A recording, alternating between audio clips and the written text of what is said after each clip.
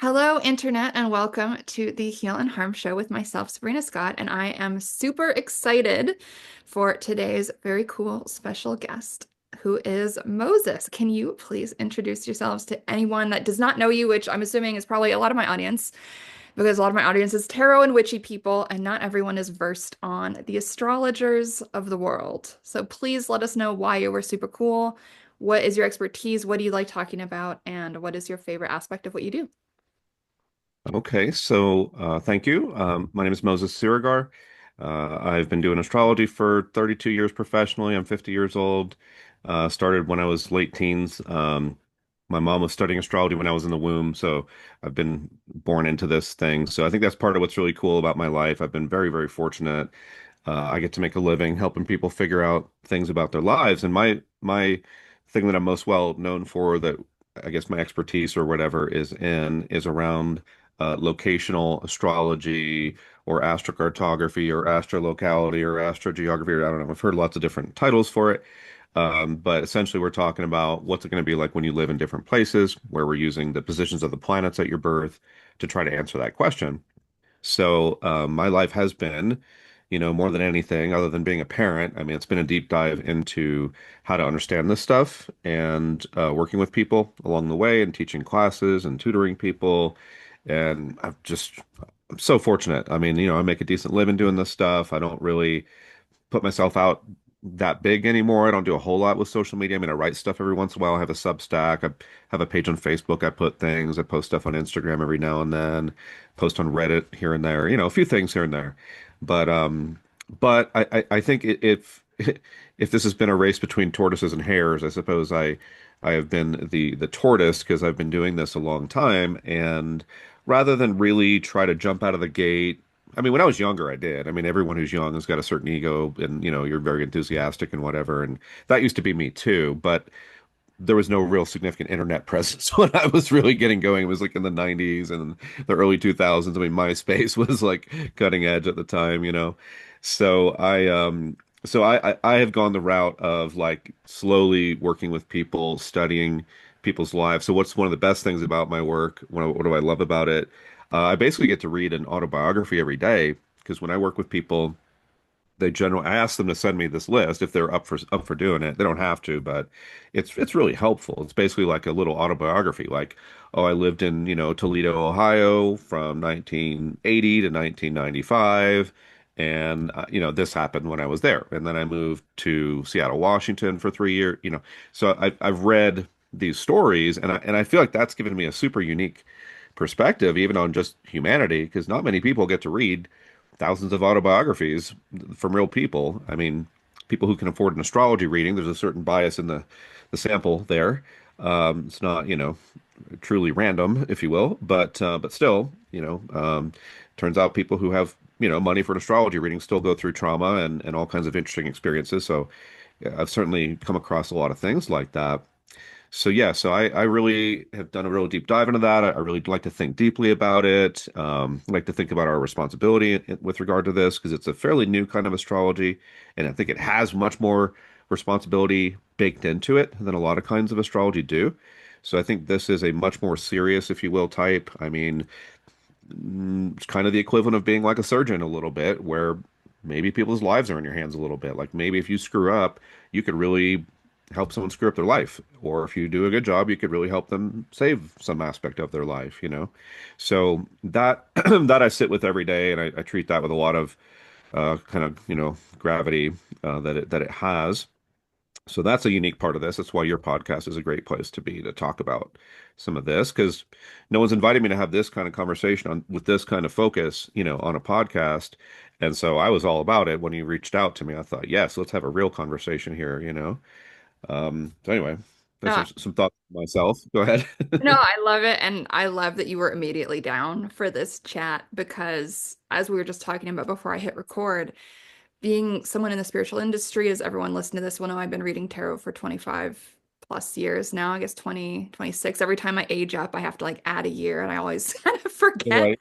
So It is so interesting because we are, as you said, in this position of responsibility, and there is a power to that because a lot of Yeah. people are going to be coming to us either at their weakest moment or at a serious inflection point, whether that's a crisis or a decision that they need to make.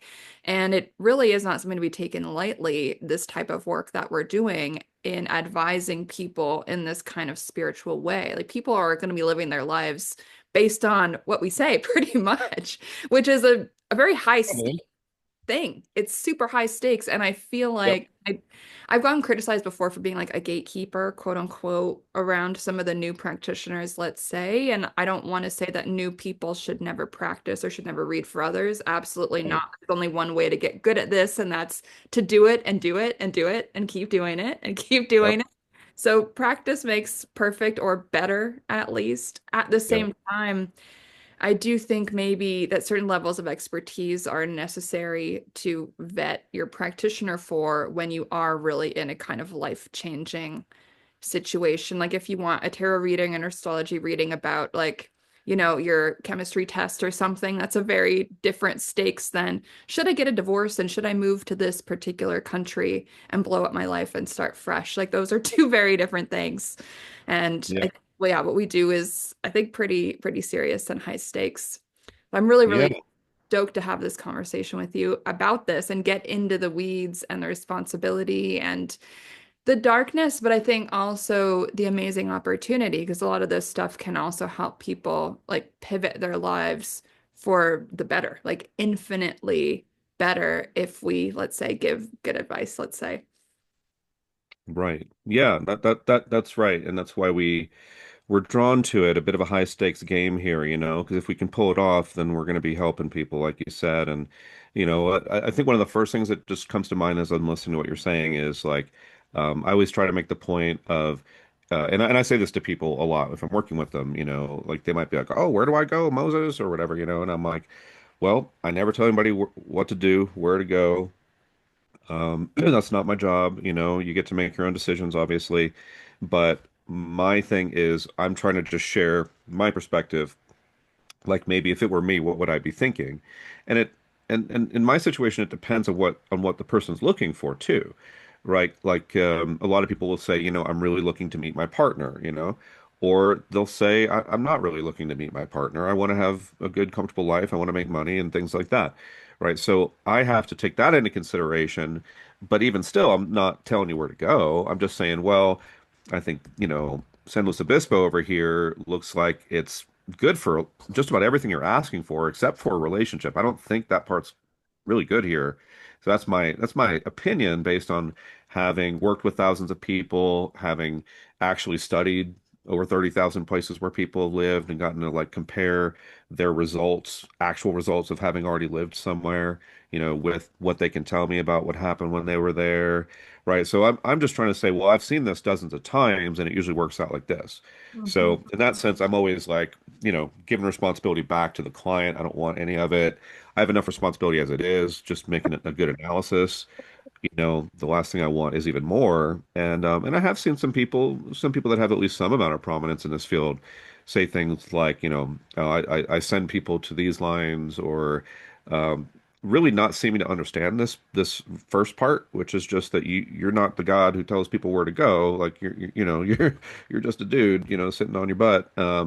And you got an opinion and maybe it's informed and maybe you're right today, maybe you're wrong today, right? So you got to be careful about that.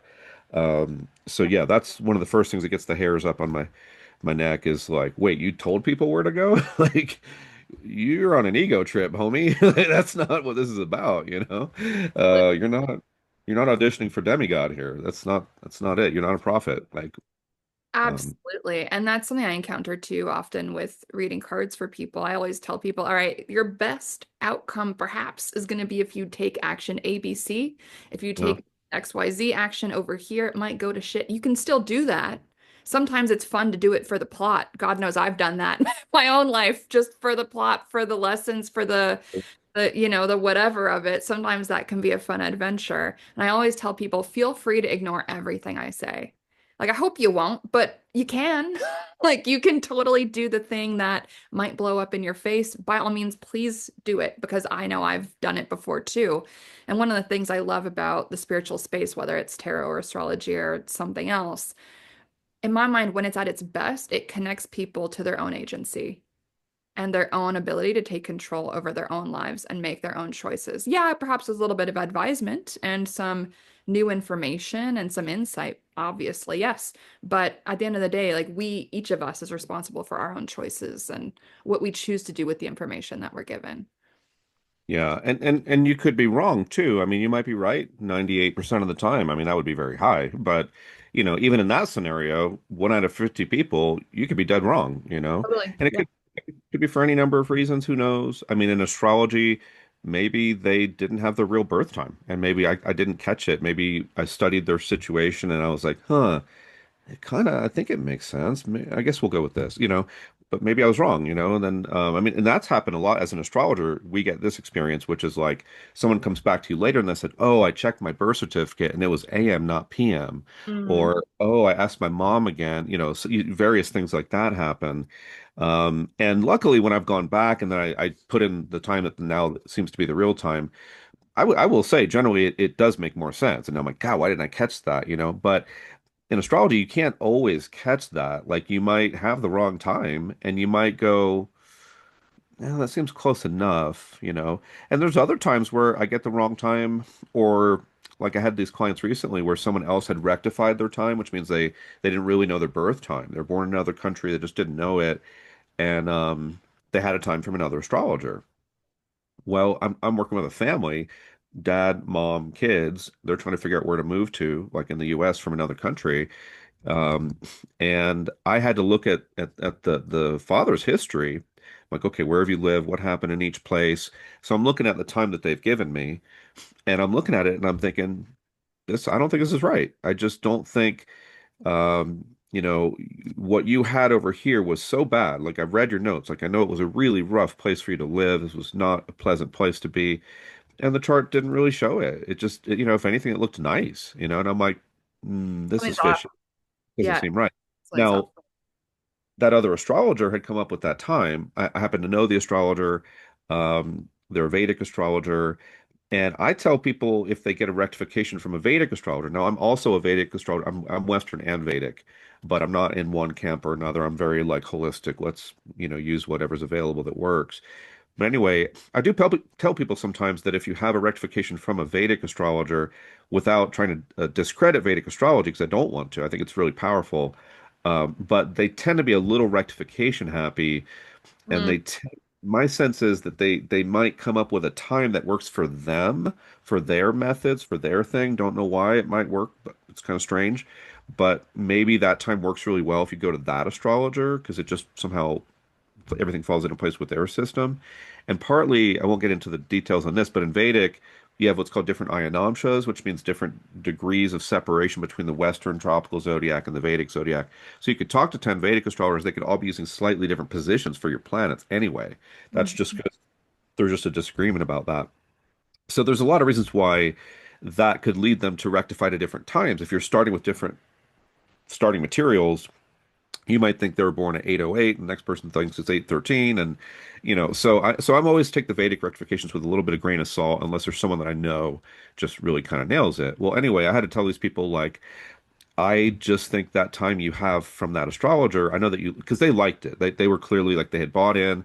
They wanted to have a time. They wanted to do this work. They wanted that, which I get because I would want that too. But my opinion was just my opinion. And it was just, you know, I think you can use that time with that astrologer, but I suspect you were not actually born at that objective time. And so I can't really get a good read on your chart. So what I can do then is read the mom's chart and the kid's chart and try to see you through their charts and Mhm. just use the information that we have that is more solid, that does seem to be making more sense, Yep. right? So things like this, we get into these little details with astrology like that. And so yeah, sometimes I do look at it and say, I don't think you're born at this time personally. I just think it just doesn't make any sense. And sometimes I'm like, you know what? That rectified time that they gave you, it lines up really nicely for me too. As far as I know, this could be the time you're born. I'm not going to say you definitely were, because what do I know? but I think this could be it. Like this seems to be, checking all my boxes. It's passing all my tests. So I'm happy to read it and say, well, if you're born at 808, then I would say this, and I would say that, and I would say that. And if you're not born at 808, please throw everything out that I said, but we don't know. So, sometimes you just they gotta figure it out. So yeah, so yeah, just the point being there that yeah, we can always be wrong too.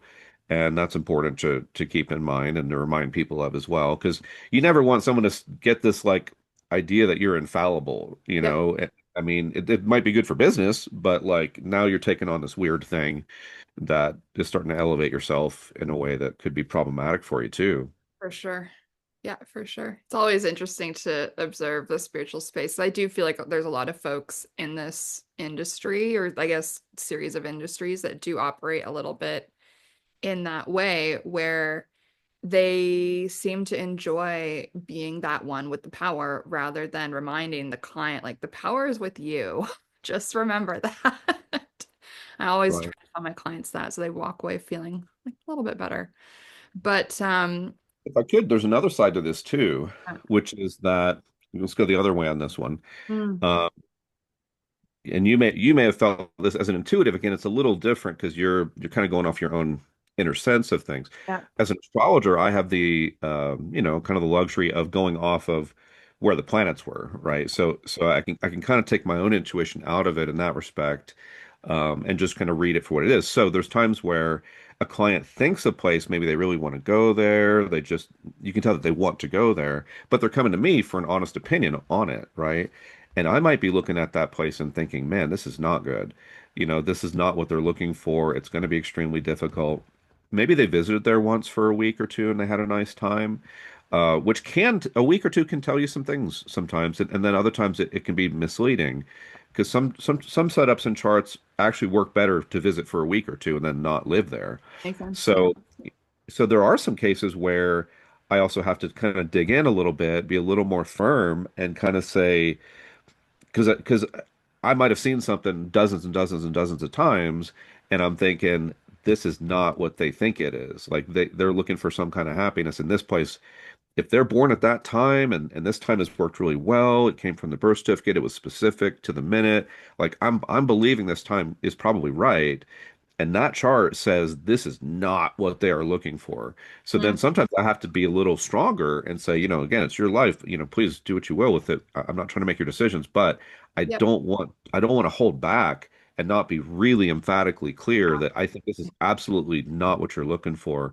So sometimes you got to be strong I agree. too. Yeah. No, I agree. And because it's true. Sometimes people don't want to hear it. But I have had people kind of come back to me before after readings where I get some cards that are like, you're gonna get a divorce, your person's cheating on you, just so you know. And I've had clients come back being like, you were right, I was in denial, my bad. And it's like, I hate being right about shit like that. But Yeah. sometimes that's just how the cards literally play out. And it's one of those things. And so I always find it. And I remind my clients of this too. I find it really brave when someone comes for readings. It's they get to kind of come to face with some stuff that perhaps they're gonna like, but also perhaps they're gonna not like. And I think there's a necessary courage that comes with that. And I still even get a little bit nervous too when I'm having someone do a reading for me, whether it's astrology or something else. And I think that's kind of fun and it's kind of healthy, I think, to have that healthy kind of respect Yeah. of these things. But I Yeah. want to pivot to how I found you. Okay. Was a spicy Reddit post. And we're not going to say who it was. Medium spice. Medium Medium spice. spice, medium spice. Not going to say who it was regarding, because I don't really want to go there. But I think there's ways to talk about it without naming any names. And it was a fascinating post that was on, I can't remember which astrology community on Reddit that it was, but there Yeah. was, yeah, there's an interesting conversation about, let's say, a prominent individual in that space and some critiques of this person's work. And you chimed in with what I found was a very even-handed, very interesting and insightful commentary on all of that. So would you be able to catch the listeners up on some of what that was, again, without naming names? Because I think the most Right. important thing with this is not necessarily the name of who we're talking about here, but Yeah. rather like the theme, of the behaviors, the norms, because it's like this person is not the only one that is like this, and I don't find it always useful to call out folks by name. Right. Sometimes I do that. People in my sphere will know that I sometimes do that. But with this, I don't want to. I just want to keep it more archetypal. And would you mind just kind of speaking to that? Because I think the whole conversation there was fascinating and I think very important in regards to what we're talking about today. Okay, thanks. Yeah, it did provide a unique, good opportunity to say some things that have been on my mind. So I mean, so again, I've been doing astrology 32 years. I've been focused on locational stuff about 22 years. And and I've been featured in a variety of places as a kind of an expert or whatever in this kind of field. So that's what starting point is. I feel like I have a place to speak from, at least from my own experience, my own sense of authority of what I understand. And I have walked this path for a while. Like I've helped people, couples, families, whoever understand their locational options better, and I've been doing that for decades. And I like to think I've learned a lot along the way. I feel like I certainly have. So anyway, so yeah, so once upon a time, we'll give you a little more autobiography here. I was the first president of the Association for Young Astrologers that we started back in 2003 when I was a young astrologer. I wasn't even 30 yet. And there was an actual problem in the community where you had all these astrology groups all over the country, but they were just kind of getting older. And so they're like, wait, where's all the young people, right? And they actually had a big panel about this at one of the big astrology conferences back then. And I was sitting in the audience for one of those, and I thought, huh, yeah, this is a problem, isn't it? And I'm one of the younger guys here, and I was pretty ambitious anyway. And I was like, well, I'd like to be a part of the solution. So a bunch of us created an association for young astrologers to advocate for young astrologers so they could get more opportunities to be a part of events and speaking and doing things. And, so I guess we kind of had the boomers at the top end, and they were kind of not always sharing, maybe is what it felt like to me. They weren't always sharing their spotlight, and that's understandable, I guess. But so anyway, I was a huge advocate for young astrologers is the point. And now I find myself in this. I'm 50. I've been doing it for 30 something years. So now it's like I'm kind of getting toward the other end of it now.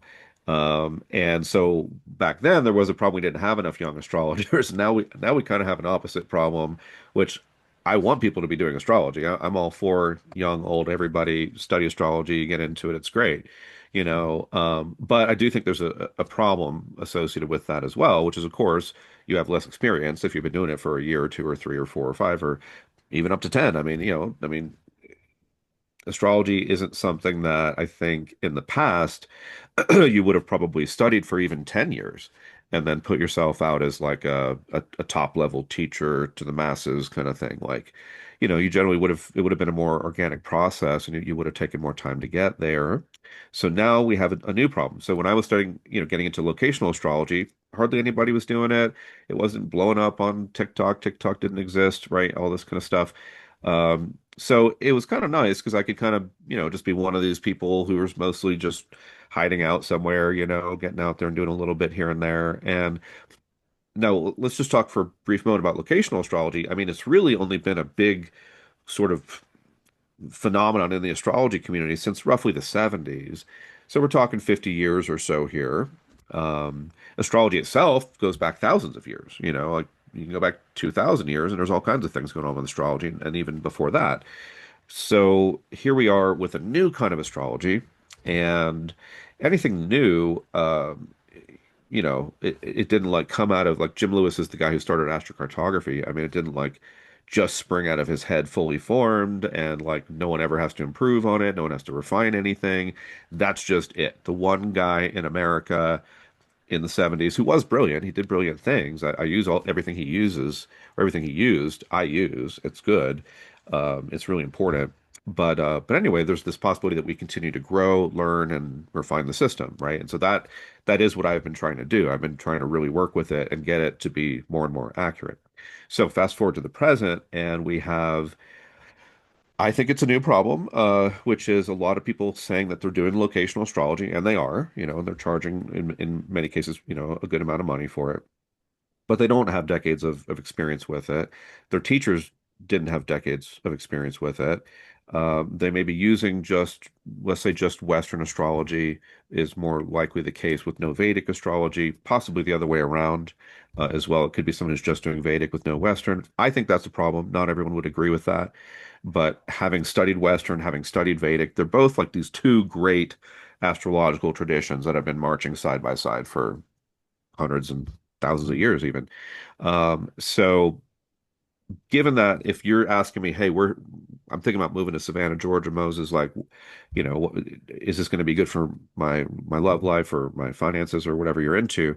Um, it's my job to try to answer that as accurately as possible, right? That's why you're paying me. That's my job. So so if there's a tool that works for answering that question, I want to look at it. I don't want to be lazy. I don't want to like because that's what happens in astrology. A lot of times people get lazy. This is my opinion, obviously, where they'll just stick with one kind of thing. Well, my teacher taught me this way, this zodiac, this house system, this set of orbs, this set of calculations and they're just going to go with that. And it's not like wrong, you can do that. But again, when someone is trusting their most precious human cargo with this decision to move, and I know as a locational astrologer that moving to a different place on the earth changes everything. It changes your whole story. I mean, everything changes. So and we're talking maybe there's kids involved, maybe your ailing parents are there, maybe, your brother who needs to get over something and get his life back on track. Like these are real people's lives. Come on, right? So we got to get it right.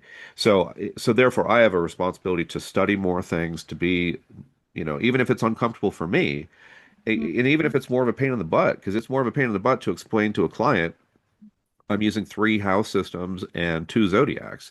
Like a lot of people in astrology, they just want to hear my Mars is in the ninth house. And that's it. They don't want to think about nuance. They don't want to think, well, there's actually this approach that says it's here and this aspect. You can get more and more and more nuance with astrology in particular. And the longer you do it, the more that you can do in your head in the background and kind of like go, okay, well, normally I'd say this about this Mars placement, but in this case, I want to shade it a little more this way. So you're doing a lot of careful weighing and balancing and picking up on a lot of little subtleties like that. So back to the present here, we have and I like to use analogies. This one may or may not offend some people, but that's okay. So, in 1881, President Garfield, a U.S. president, was shot. Okay, he ends up dying, and one of the reasons why he died is because he got these infections. Because the doctors at the time went up to him, and 12 of them, I Googled it the other day, 12 of them stuck either their unwashed fingers in his wound to try to like mess with the bullet or unsterilized instruments that they put into his wound to get it out of there, right? So that was about 150 years ago. If I could get in a time machine and go back then, and let's say I was a doctor today, which I'm not, but let's say I was, and I don't give medical advice, so but anyway, I could go back in time and go, hey guys, I know this is weird, but I'm from the future, and I'm pretty sure if you stick your unwashed finger in his wound, it could get infected and he could die, right?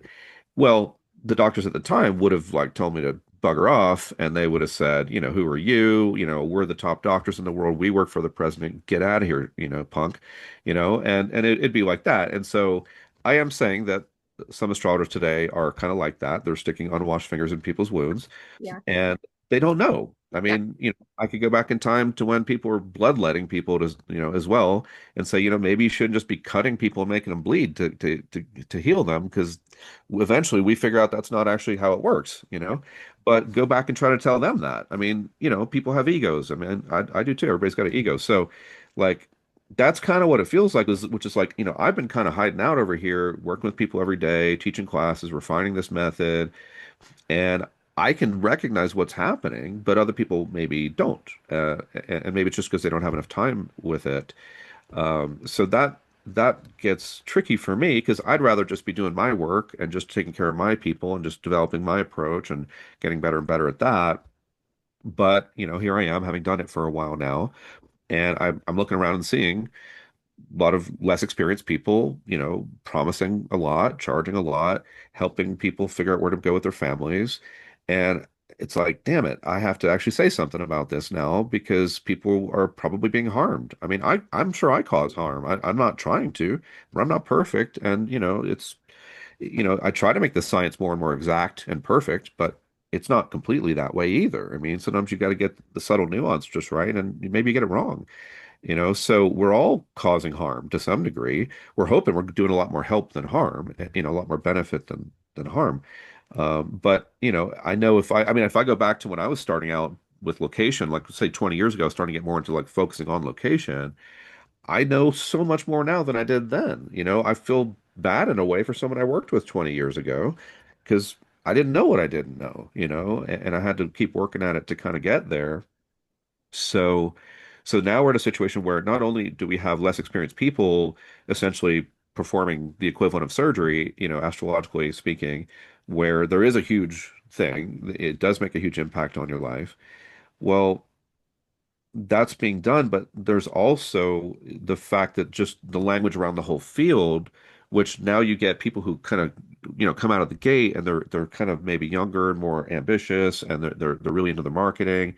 And I remember being that guy when I was younger too. I remember getting my results in the top 10 of Google if you search for free astrology or astrology free, and I was trying to put myself out there. So, I don't really have that kind of judgment because I've been this, but now I can see it a little differently. It looks different from where I'm at now. Mm. And so one of the big problems I have is this like massive push towards certifying people. Um, I was going to ask you about that. What do you think about certification? But that's that's a whole other topic too. it is, but for me, it is probably maybe the biggest topic. It's maybe the most important part of it. Um, yeah. So just to offer a comparison, like I've been doing this a while. I trained people. I taught a class last year. You know, you can get 35 hours worth of material from my class last year and stuff like that. Well, I've never certified anybody, I've never really wanted to because Yeah. I'm just trying not to take on too much karma for myself. I'm trying to help people myself. I'm trying to get it right. The thought of just another human being and like sort of completely signing off on them and saying, yes, you can go out and work with thousands of people with families and everything, and you have my full seal of approval, go forth and do the work. Like that scares the hell out of me. I don't want that actually. I mean, I could make a lot of money doing it, but I'm honestly not in it for the money. I mean, I make a decent living. I make about six figures doing what I do, and I'm comfortable with that. I'm happy with that. I could try to do more, but I'm not in this for money. If I was just trying to make a ton of money, I'd do something else. Totally. I'm happy to make enough to, pay my bills, take my kids on a vacation every now and then. That's about it. And maybe I should try to make more. I mean, yeah, that's fine. But man, it's not it shouldn't be a get rich quick scheme. And when you're going out and you're certifying people, let's say you're charging them thousands of dollars. Some people do, like many thousands of dollars for this. And maybe you haven't even been practicing astrology for 10 years. And, maybe you're not using Vedic astrology or you're only using part of a system that you were taught by someone that had been at it for longer, but you're good at marketing and you're good at putting it out there.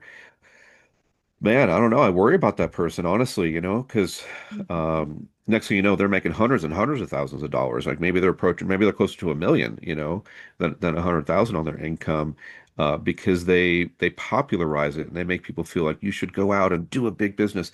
And that's another thing too, is some of these people that are doing that, they're not only just certifying people to go out and do the work, they're telling them and go out and make it big and make a huge business out of it. Like they're trying to create a bunch of millionaires or something. Yeah. And it's like, wow, that is so different than how I'm going about this. Um, It's interesting. so It's like please, I do even have a few courses that I teach that are a few grand that are like 25 plus hours, 100 plus pages of worksheets. Like I used to be a university professor, so I went pretty hard on my classes, but I also yeah, don't certify because I'm kind of against it. And I've had a lot of people tell me like, "Oh my God, you need to make a certification thing. You can make so much money." yeah, And it's like, yeah, I could, but why? Like, what would be the point? Because then I feel like if people are just doing something for the stamp of approval, that I'm now approved by Sabrina, so therefore you can trust me, then in my mind, like their motivation for even learning is not quite the right one. Because there's a lot of, like, I'm also working on a PhD, and I think a lot of people think that if you've got a PhD, you're immediately certified as intelligent. And I don't actually think that's very true. Like, I've met a ton mm, of academics and people with degrees who, in my opinion, are, I wouldn't trust to, as far as I could throw them.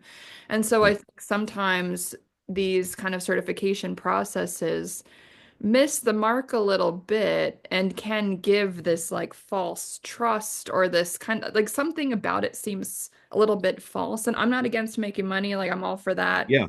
It's all good. Even if people Yeah. make $1 million, good for them. Would love to get there Yeah. myself one day. Sounds nice. But at the same time, like some of these certification things, it seems structured a little bit like a MLM, Mm. if you know what I mean. Like I've seen some, and I think that maybe I don't want to say anything too spicy, but I think that individual where, let's say, your spicy post, medium spicy post, I have seen Right. that person be accused of kind of an MLM related business model. And whether that's true or not, I have no idea. But it is something that I've noticed be very common in the kind of online marketing courses, certification space where they'll have people that are, let's say, certified under them who then need to pay up, and then they're certifying other people in that same method, and it just kind of keeps going. And on one hand, okay, that's business. What can you do? Yeah. But on the other hand, if we're looking at this, let's say, ethically, responsibly, like what is the quality of training these people are all really getting, and what is the quality of the service that they're providing, then I think that's a completely other thing. And that's where I get even more concerned about, Yeah. because I'm against certification personally for a Okay. lot of Yeah. reasons. So I get it. And I won't speak to that specific person with the spicy post and the MLM because I haven't even studied what they do well enough to even comment on it, honestly. I know a little bit because people like send me notes about it sometimes here and there. I try not to follow it too much, honestly, but and I'm with you on like there's no like amount of money that makes it wrong. Like, like that's not the part that bothers me in particular, Same.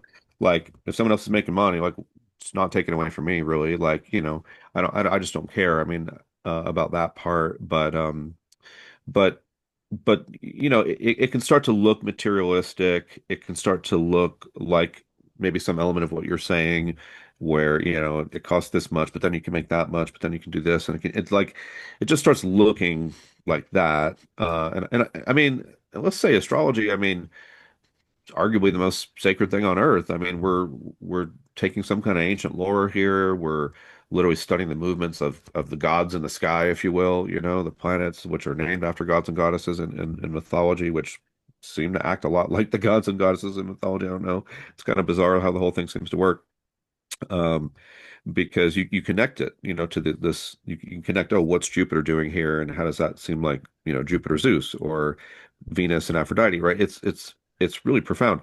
So I do look at it like this incredibly sacred thing, like what we're doing with astrology. That's kind of our ongoing, ever evolving body of knowledge is like a living Bible of some sort, and it's, as far as I can tell, I mean, it's one of the things that kind of gives evidence for how miraculous and beautiful this universe is, and this world that we live in is, that for some bizarre reason it makes no sense consciously or rationally, but like rationally I should say, that the movements of Venus and Mars and all these planets like correlates to every single person's life all the time, and it's like this big incredible cosmic clock, cosmic mirror. Like the deeper you get into it, the more you realize like this part of it, I think, is just to wake us up to how incredible this human universe experience is, and how so when the deeper you go into that, I mean, I would hope the less you treat it like a moneymaker, primarily, or whatever.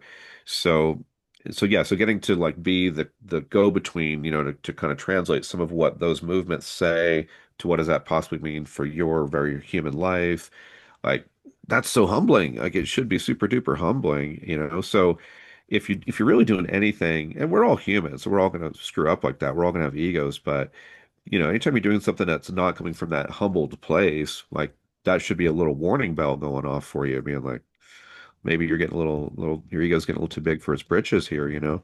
Um, so yeah, On that yeah, that's topic, I'm curious. So, speaking of like, let's say young or astrologers who are newer in their practice, like, what yeah. do you think is best for those astrologers to do or work on? Should they take clients? Should they not take clients? Should they teach? Should they not teach? Like, where is the line for you Yeah. in terms of that? Like, when should they know that they're ready to, let's say, charge or to be a public facing whatever? Like, what's your thought on like all of that while we're keeping in mind, let's say, as we were saying earlier, this like sacred kind of responsibility that we have in this field, these spiritual fields, to do as like least fuckery as possible. Yeah. Yeah. Awesome. Yeah. I think first thing that comes to mind is um, be aware that you don't know everything that you'd like to know. No one ever will. But that means that you won't be able to answer every question because you might get into a situation where you're like, oh, this person asked me this. If I don't come up with an answer, a clear answer to that, I've failed. I'm not good enough. I'm not going to get paid, whatever you might be telling yourself, but, I don't know, or I don't know enough to answer that is totally okay, especially if you're starting out, you're probably not charging as much as you might charge someday if you keep at it.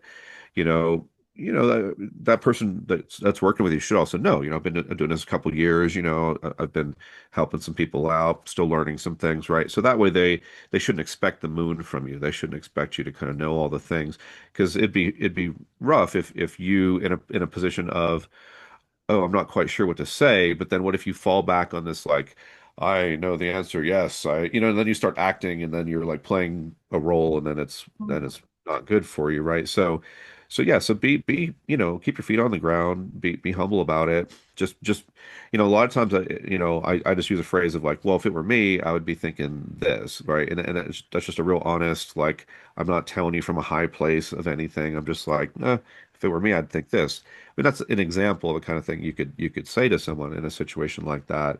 So I do recommend, once you're comfortable enough, you feel like you have something to share.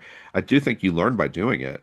So after I'd been studying for about a year, I started dabbling with doing readings, and I had enough sources at the time. Like, there was this one book I had that had a lot of really good karmic information. I'd been asking everybody I know about, does this seem like it's true for you? Does this seem like it's true?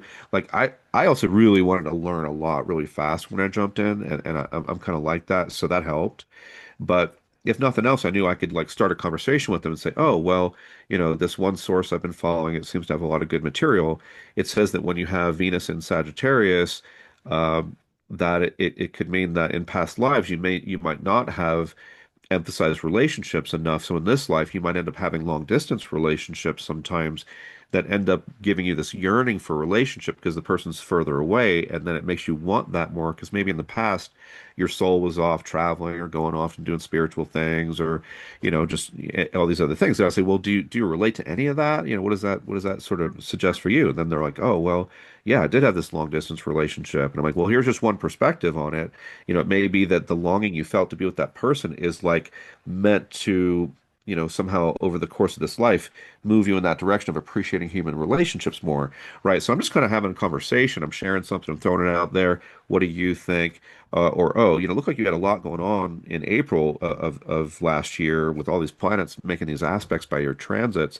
So I would have looked at that as a really pivotal turning point in your life or a really tough time or whatever it looks like, then you give them a chance to talk, right? And then maybe they confirm what you're saying, but then they fill in a detail that lets you go, oh, aha, and then you can draw another connection. You go, oh, you know what? The same thing happened a year before that. What happened then? So then you're working together here and you're trying to, put this puzzle together. And and the more you do that, the more you can speak from that place of like, well, I've seen this happen a lot of times, and it usually means this.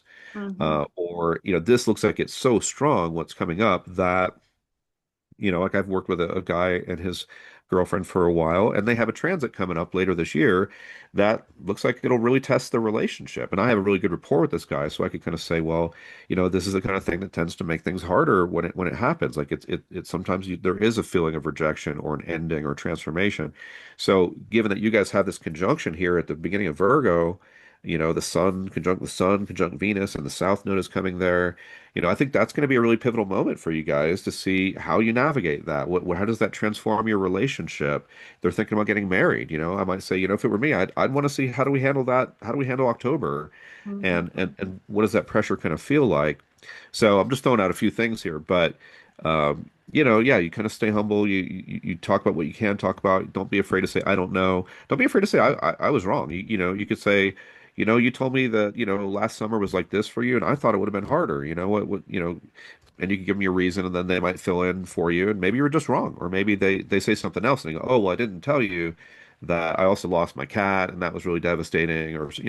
So then this is how you kind of develop rapport with people, that the kind that you want, which is like you're just a human being they can talk to about their life, not, "Oh, I must go pay Moses $5,000 to tell me what I should have for breakfast or something.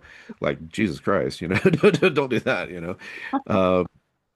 So yeah, that's kind of talking around that subject a little bit. What do you think? Yeah, I don't know. So I feel like tarot is so different than astrology, but also there's like a little bit of overlap.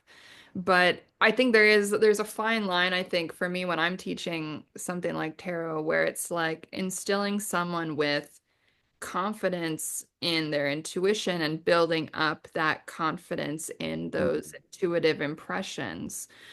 okay. Balancing that with kind of the humbleness of like, you don't know everything yet. You haven't seen this fully play out yet.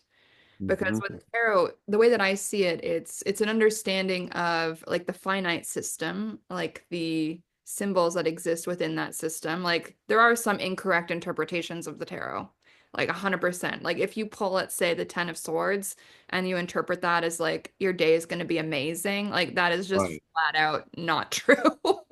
Like it's just right. delusion at that point. So it's like there is, I think, the factual aspect of it. And then there's the intuitive. And then there's the knowing what about the card is relevant in that person's situation. And so part of it to me is like the trust, but it's also the groundedness in what we see in the card itself. And so when I'm teaching, I always kind of like try to balance that a little bit, like raise people's, let's say, confidence and skill level. But also, like for the new readers, I always kind of try to tell them, like, focus on the low stakes stuff, like card of the day, something very chill, something that isn't like, should I divorce my spouse? Because Mm, probably no matter what card comes up, they're going to have a meltdown. And then they're going to hire me or someone like me to actually do like a proper reading. And I think part of it, when I teach folks this, it's like to cultivate an awareness of like where they're at in their practice and what types of questions, let's say, are maybe too big for them to get into responsibly. 'Cause it's like I, for instance, like I remember I did this was recent. I do readings at house parties sometimes, so I get to meet like the entire family and the extended everything. And one hmm really interesting thing that I experienced lately was I read for one woman and we got the Seven of Swords around her relationship. So I was like, okay, there's something sketchy going on here. There's something being hidden, potentially mm some cheating. I don't know, but it's, probably something to be aware of. And eventually, later on in that day, I read for the gentleman aspect of that couple, and we got Seven of Swords. I was like, so what's going on here? What are you being dishonest about? And he did fess up to an emotional affair. So, like, that was always really Wow. interesting. And that, being able to hold that situation with grace, Mm, to make sure that I was able to tell her I would say the right amount of information so that she can begin to do her own thinking, digging, research, while also not triggering her into a shame spiral of like paranoia. But it's just this little like opening the door a little bit. And then also this interesting place to be in as a professional, right? Like making sure that that man did not feel shamed, blamed, upset, like he needed to hide information from me and create a situation where it's like, okay, why are you behaving this way?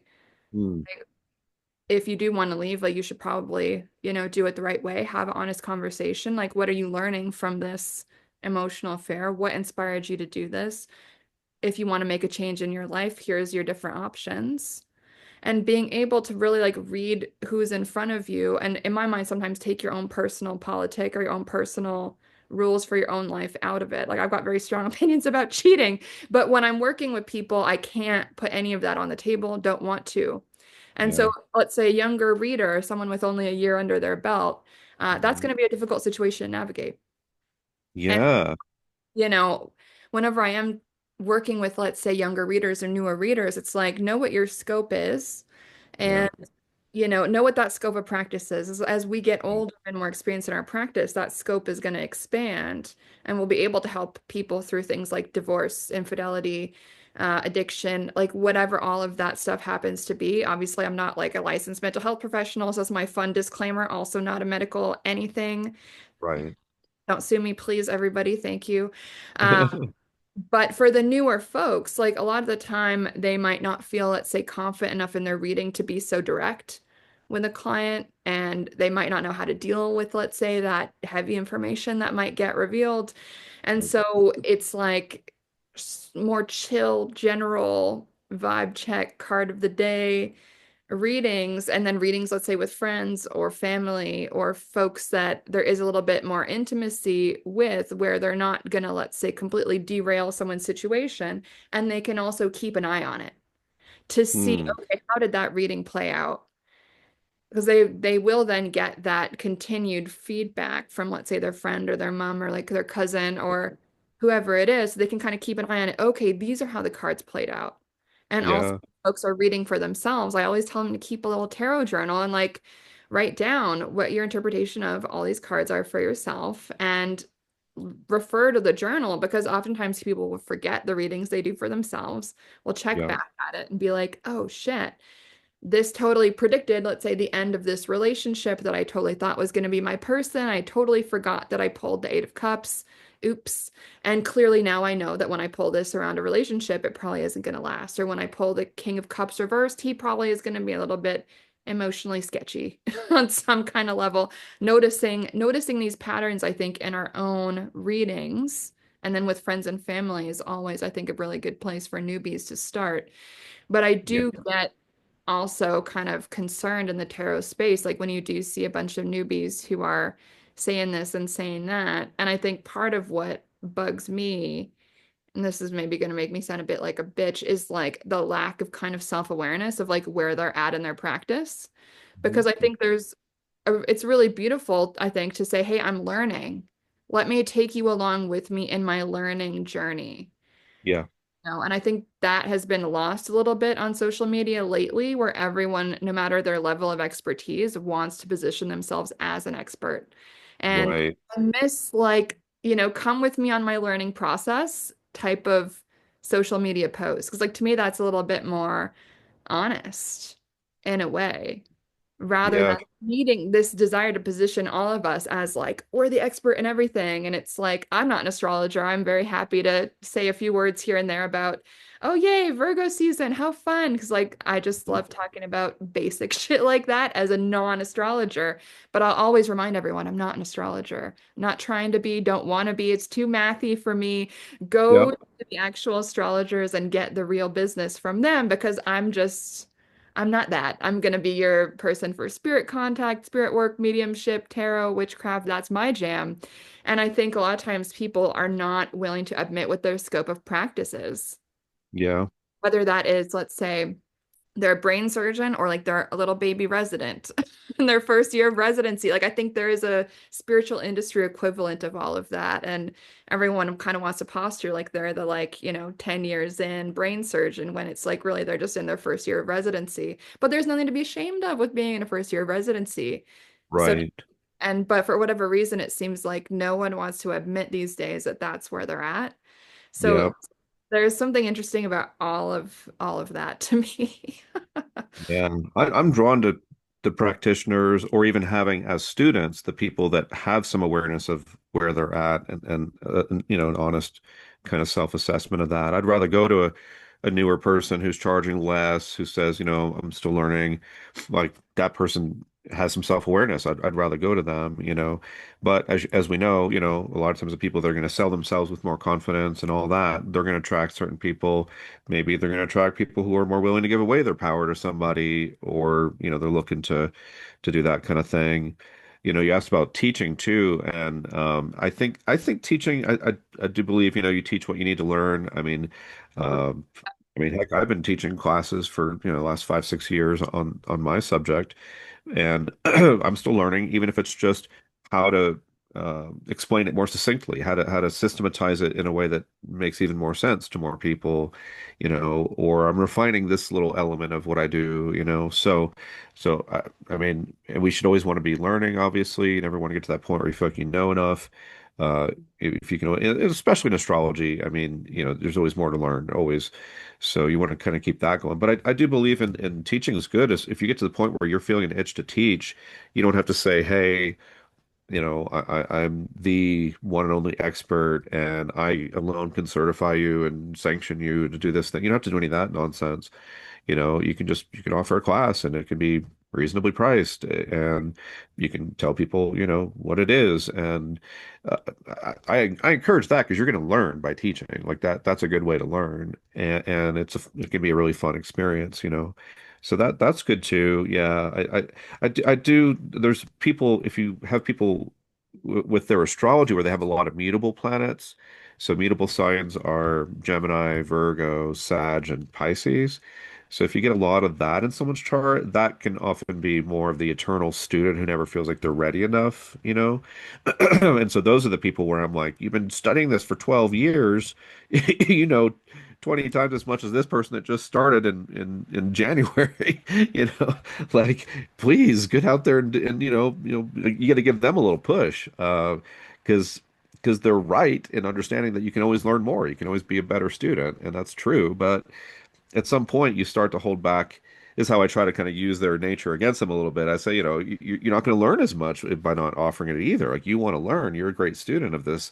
Well, to keep learning, now you got to offer it or you got to teach it or you got to do a little more with it because you will start to kind of dam up the flow a little bit and it won't flow as much. And anytime I'm in a phase where I'm offering a lot to people, like I'm teaching a lot or doing a lot, I notice like things come back to me more quickly too. Like I start having these aha moments and like, oh wait, I get this perfect piece of information that helps me, put a couple things together.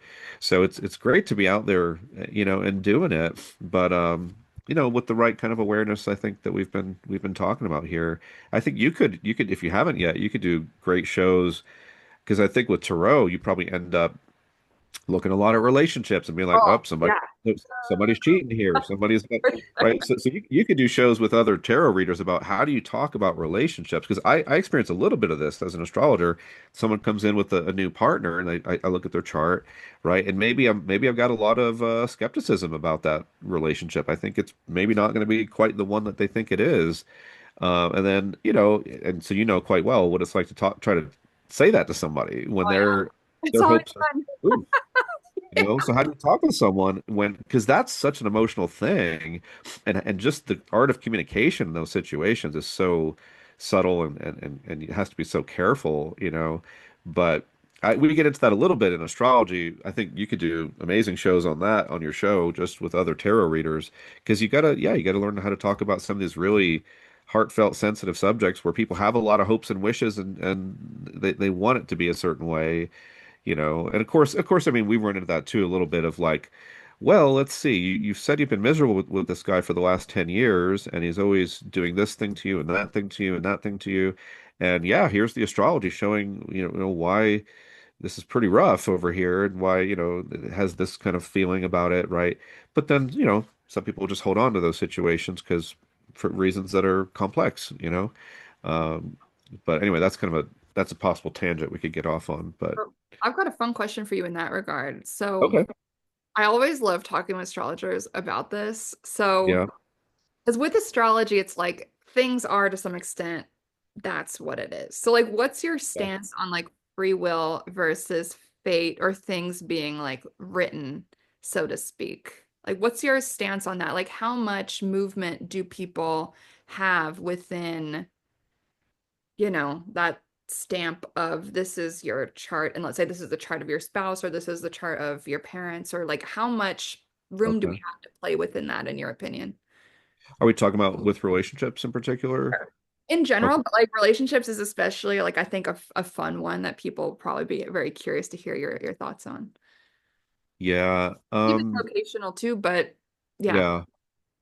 Well, I think there's sometimes you hear like about a kind of a rule of three in astrology. Like if you see the same indication three times, three different ways involving three different things, that's usually a pretty good indication that the fate is strong with this one, that, it just kind of is a certain way.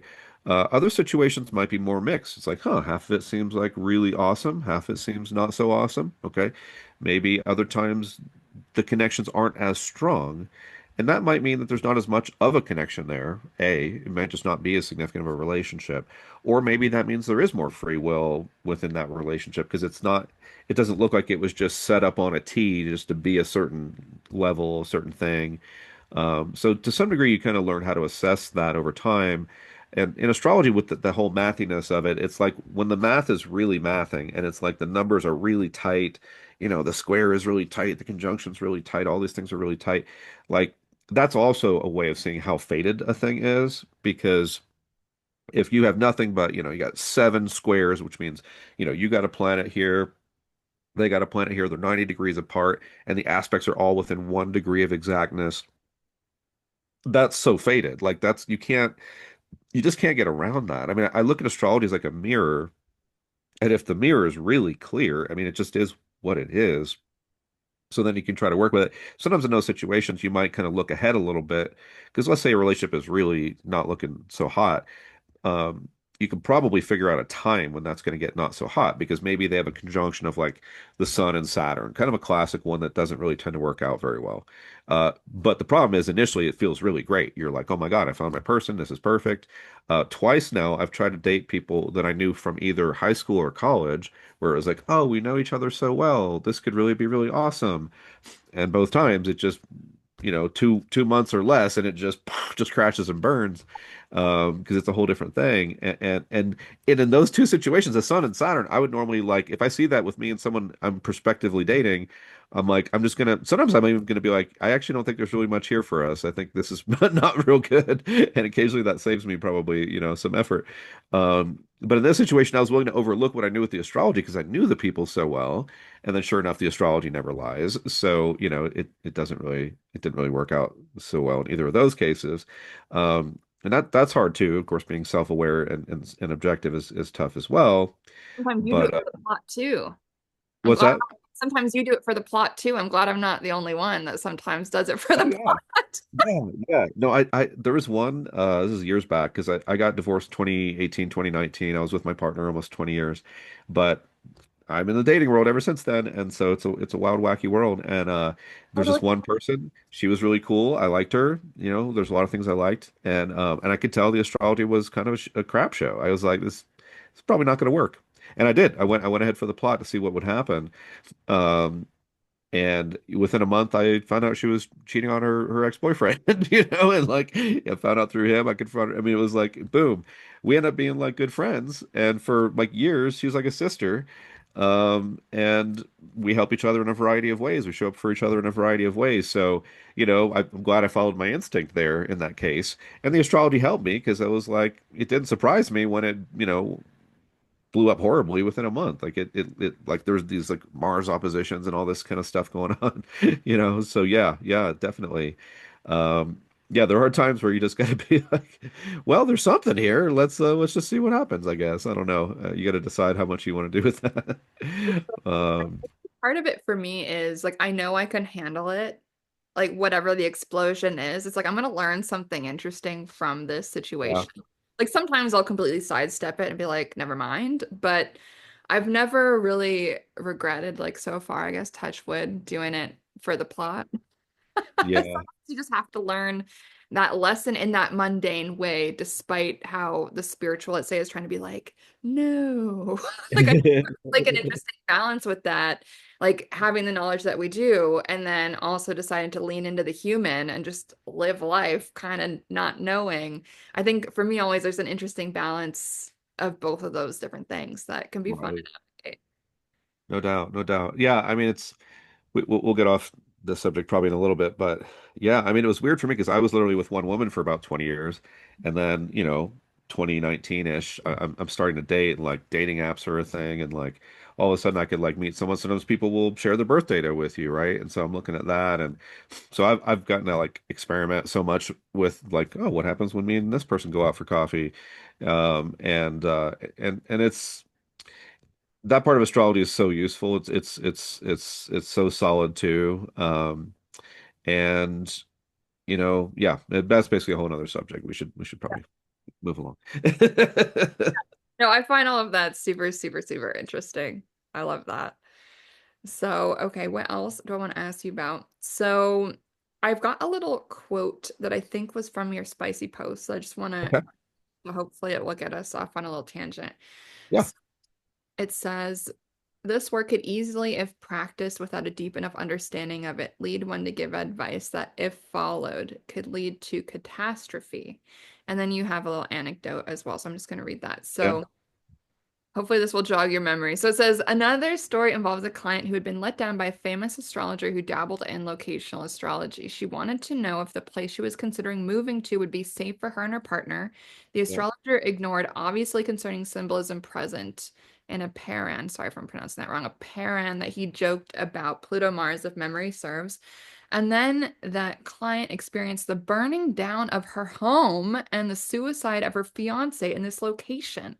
So I like Yeah. to tell stories like these to scare folks so they realize that you have to approach this subject with the utmost dedication and humility if your goal is to help people rather than harm them. Because you will definitely harm people if your understanding is too shallow. So I read that and I was like, we need to talk because that is all exactly the stuff I'm interested in with all of this. So can you speak a bit to some of that? Like that example is so crazy.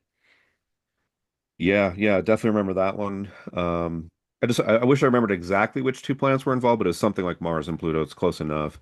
But it was one where I know I would have given a different answer because she said she went to this person just wanting to know, is it safe if we move here? And for some reason, she was wondering that, so she might have had suspicions anyway. And sometimes you don't know what you would have said, because 2020 hindsight, right? But in this case, it was definitely one I would have said. I can't say that is safe. It looks like that could actually be pretty concerning, and I wouldn't normally recommend that to anybody. I wouldn't really want to live on that line myself. And if you do have concerns, I would have to say no, it's probably not safe. I think I would have said something like that. Um, and that's an obvious, dramatic, real example, but every single other example ever is meaningful in its own way as well. It might not be as dramatic as that, but maybe I lead them to think it's going to be great for their finances, and it's just so-so for their finances. Like that could happen, every it's something that writing that post, I think it really woke me up to is that every little thing matters. Like, it's not just the big ones. And it doesn't have to be that somebody died for it to be a big deal. I do like to scare people as I said, I guess there now and like, and I use words like, someone could die, someone could get really sick. I have a chart I use a lot as an example where someone, before they ever worked with me, they had lived around the Southwest. They eventually end up in Durango and they have a really bad stroke. Like they'd had, I think, even strokes in other places, but this one was like, could have been like really life-threatening, like super serious.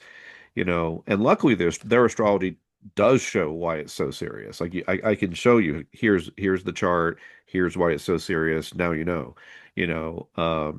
But a case like that. Now, by the way, with that example, the thing that was going on for that person would not have been captured by what's called astrocartography. In other words, the system that Jim Lewis promoted, which is the most common thing that people are using. Um, most people are just using those methods. So this method, which is one that it's just one that I've discovered over the years. It has more to do with the relocated chart, so you can relocate your chart to a different place, and that was the chart hanging out around that place when you were born. So if you'd been born in that place instead, that would have been your chart. So it's a real thing, like it was really happening when you drew your first breath. Well, it was something in that chart that showed why the stroke they had there was so bad. And that's what I wouldn't have missed. I would have seen it. Uh, and you can kind of follow these things. So that level of seriousness, it applies on every level of our lives.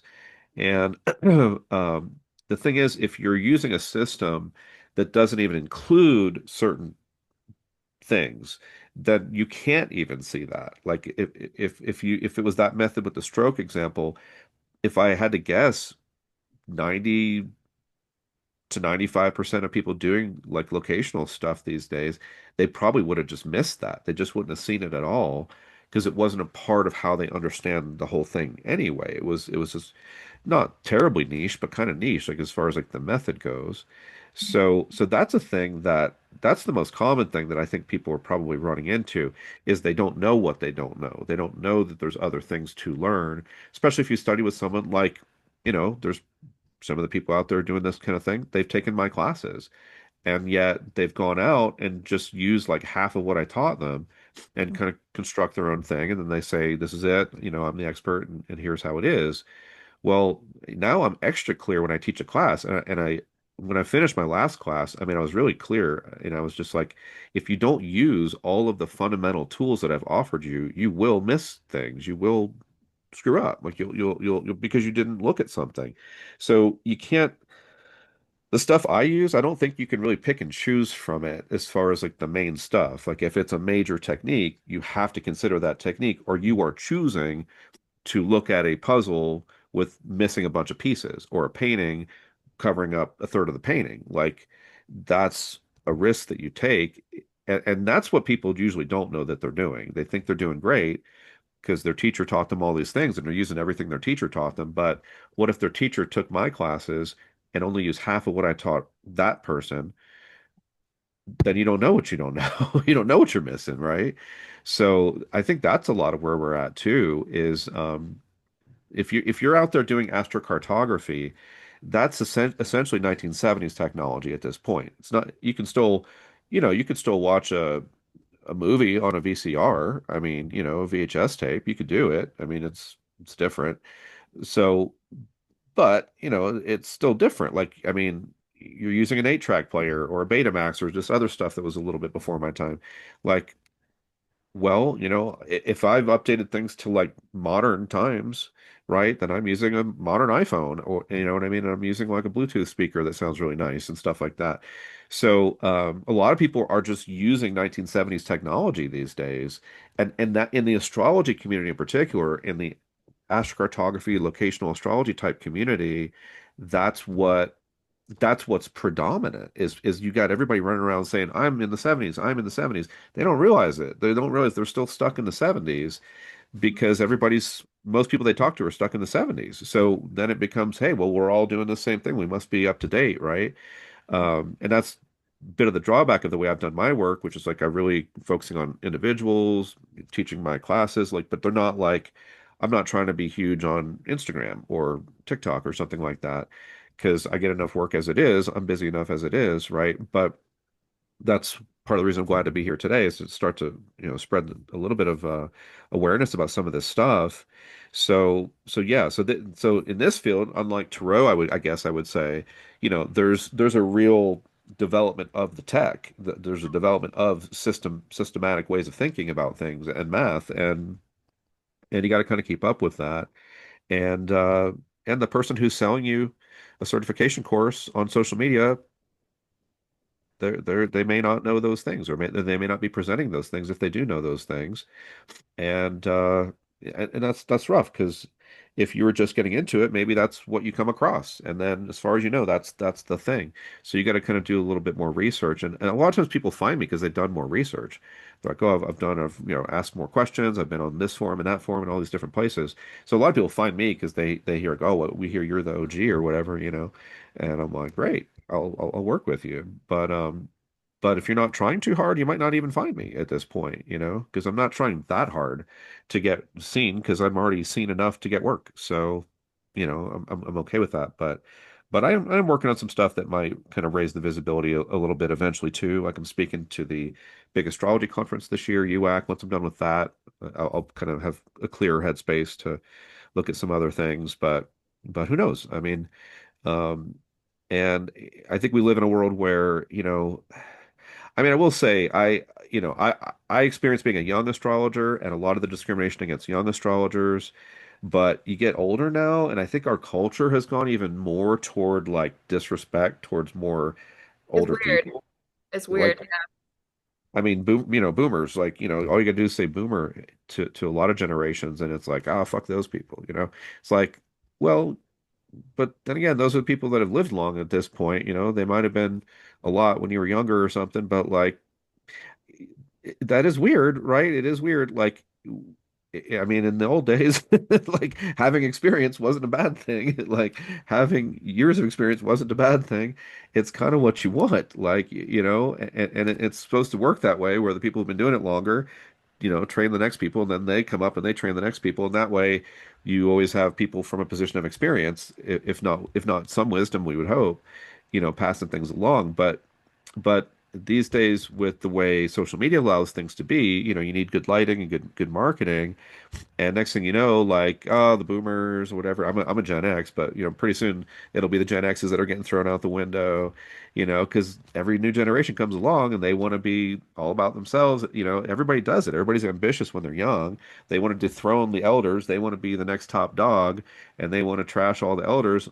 Well, next thing you know, you're an elder and you're like, oh my God, what did I participate in? I participated in a culture that just disrespects the people that have the most experience. And now we're like learning from the people who have the least experience. It's sort of not the way it's supposed to go, but if you're in it for the marketing and the business, I could see why that would happen. So I think that's a really weird thing going on these days. And so I'd like to reach everybody, like a younger audience too, because those are the people you'd like to say, here, here's 30 years worth of stuff, take it and run with it.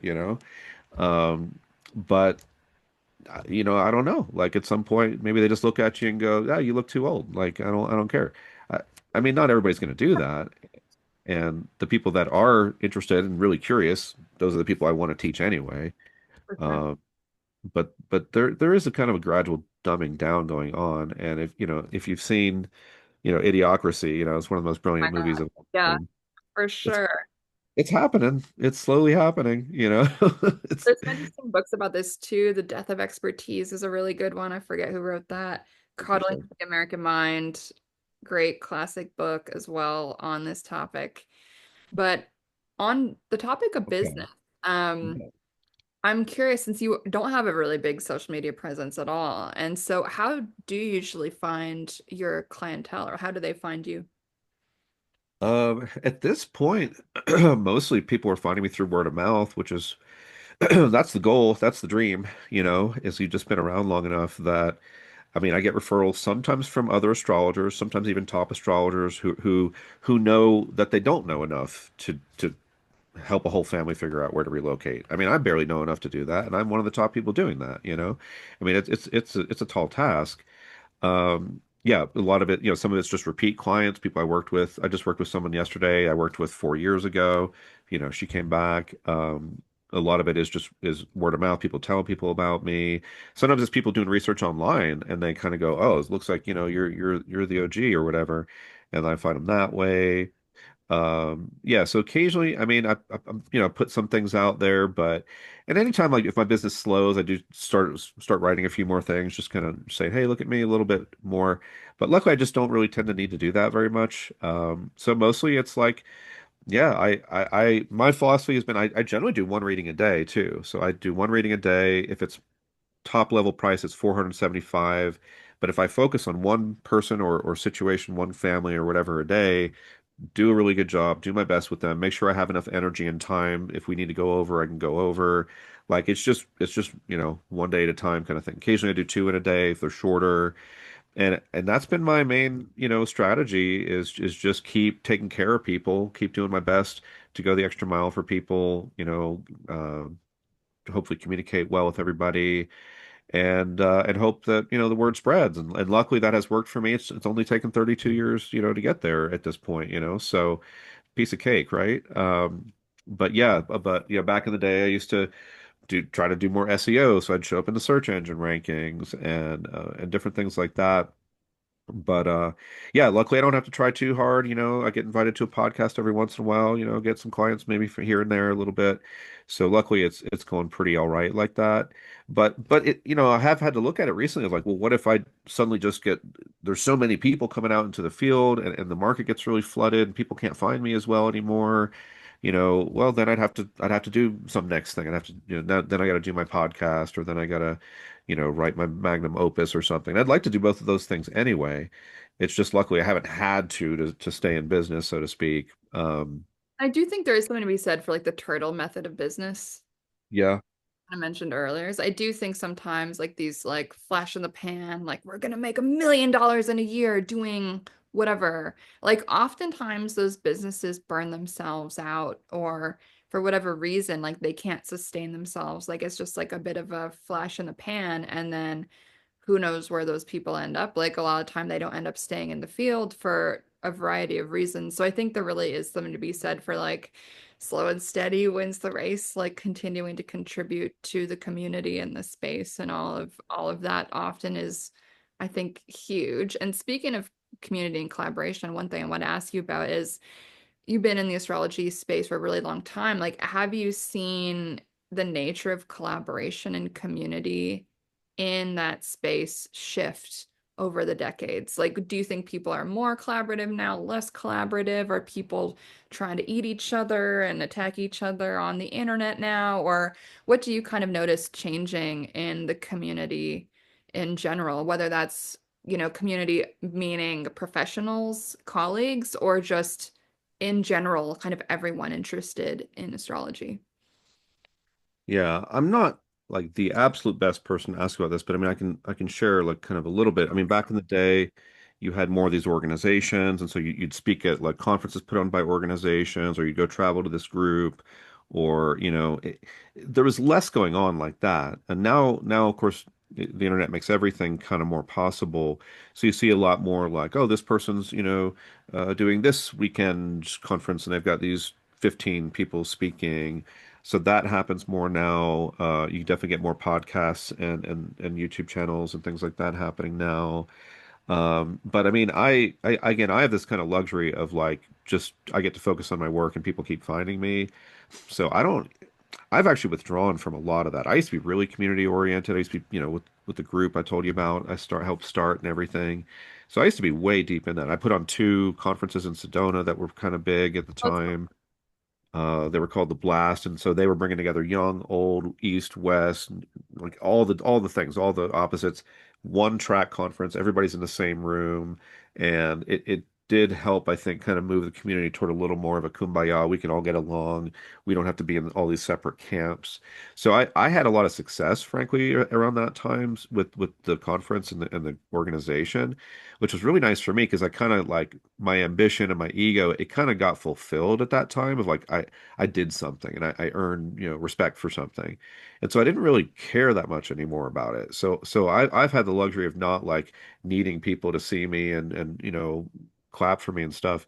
I just do the work and I'm trying to develop my own take on locational astrology. So I've gotten to actually retreat from all of that. And so I don't even get invited to as many things anymore as I used to. But I mean, I do speak at like I just spoke to a group in New Mexico this weekend. I'm going to speak to the big one in Chicago in a few months. But yeah, so I kind of have the privilege of getting to sit back and not really care that much, and because I just do my work.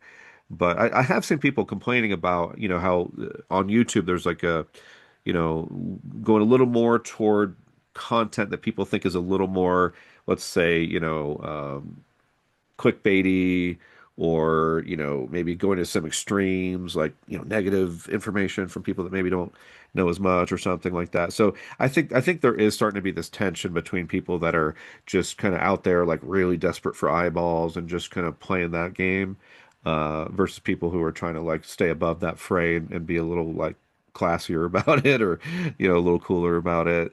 So I think that is a thing that's going on now in the astrology community. And I think that is going to be a thing to watch in the coming years is how many, let's say, YouTube channels, how many of them are doing what pretty good quality stuff from a pretty, grounded place, versus how much of it becomes sensational and more clickbait and more exaggerations and things like that.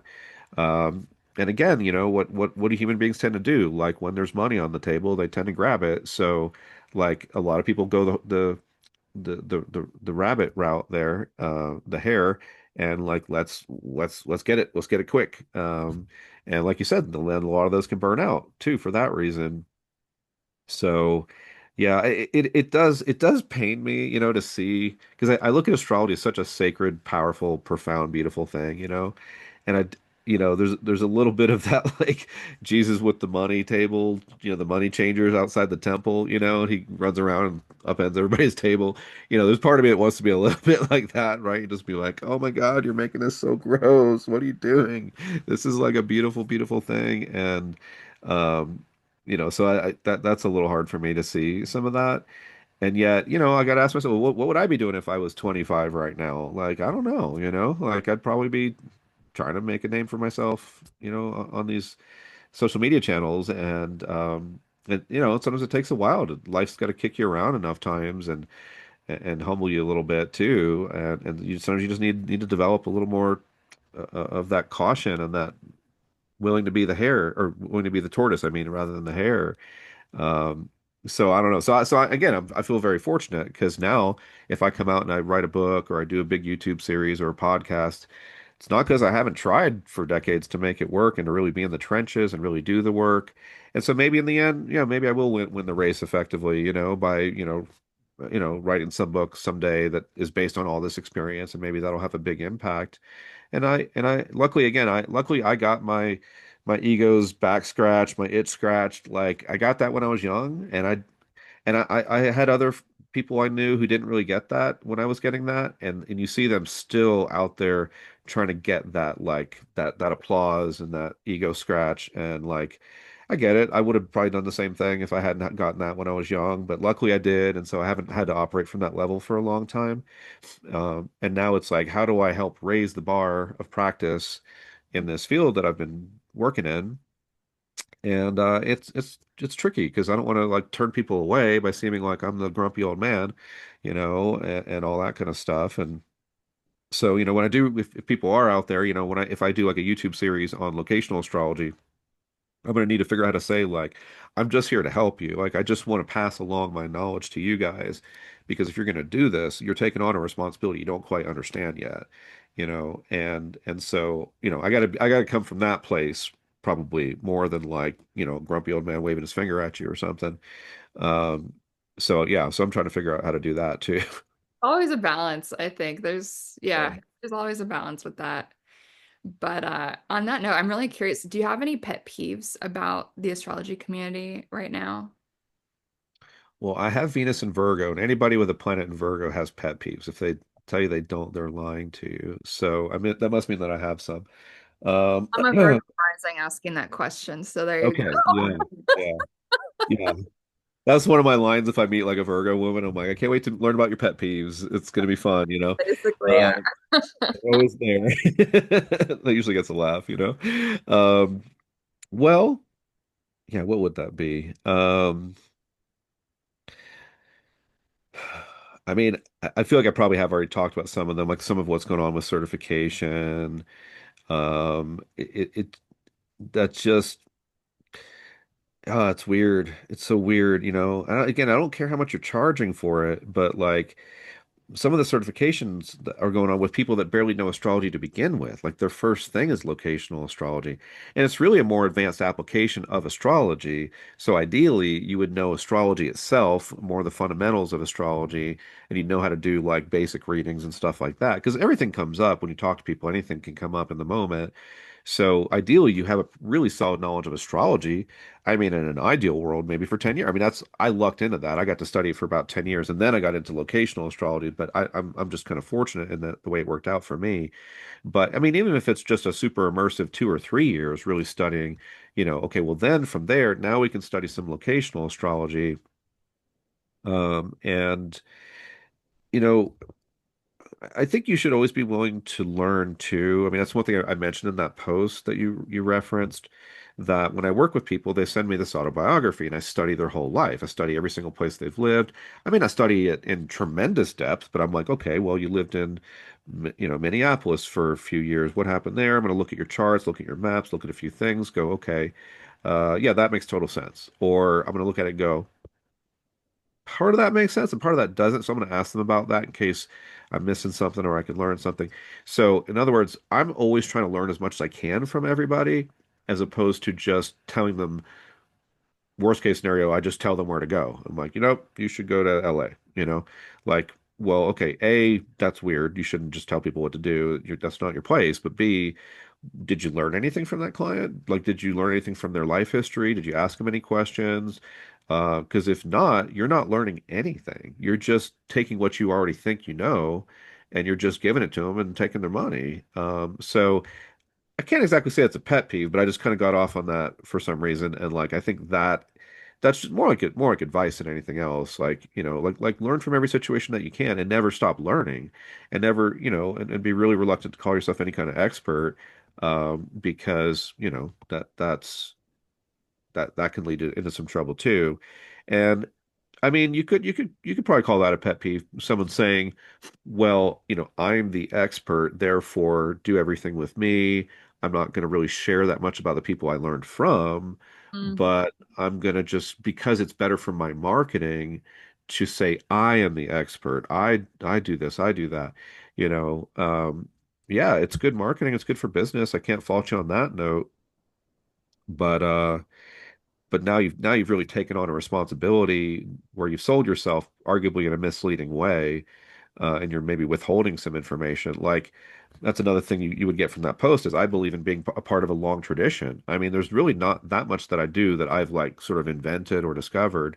And all the stuff that I have discovered, here's the thing, pretty much all of it goes back, if I look hard enough, it goes back to something that someone else said a long time ago. So even the things I thought were like my best discoveries, which they are to a degree, but I never just come up with something super brand new, really. It's always referring back to something else. So I think that's really powerful when you honor the tradition that you come from. Like if I learn something from somebody, I'll mention who I learned it from, Like I'm not trying to just shut everyone else out. So it's just you're in only my world and don't ever look at anybody else. I mean, that's maybe good for your marketing, but it's a weird thing to do.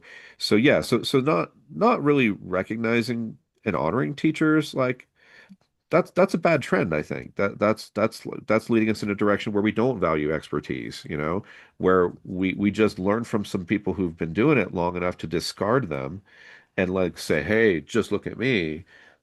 It's weird because you wouldn't want people to treat you like that if you got grayer and over time or whatever with it all.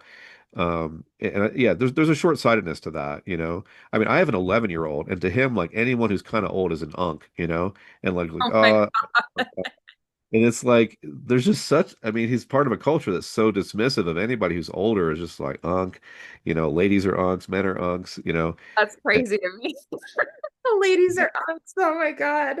Yeah, yeah. And that's like I think that's the way a lot of our culture is going is like it's just so youth focused, that it's self-defeating. It's harmful to, not include people with more experience. Like you really just want to learn from people with less experience? Like that's really your thing?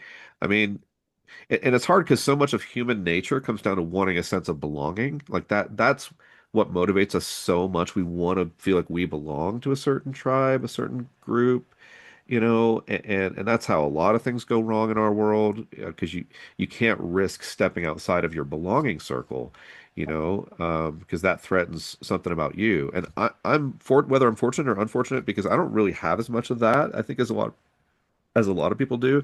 I'm more willing to be wrong, be the lone wolf, be go against the grain.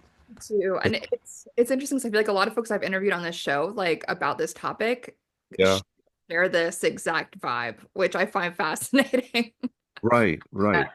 Yeah, we're not the majority. The majority will overlook the truth, in order to belong and be comfortable with a sense of belonging. So, my 11-year-old, he's belonging to people his age by, disregarding unks, and other generations is like, boomers. I mean, I watch political content from like, I don't know, like I'm like progressive, so I watch like Kyle Kalinske, but he'll drop the boomer word, or Taylor Lorenz.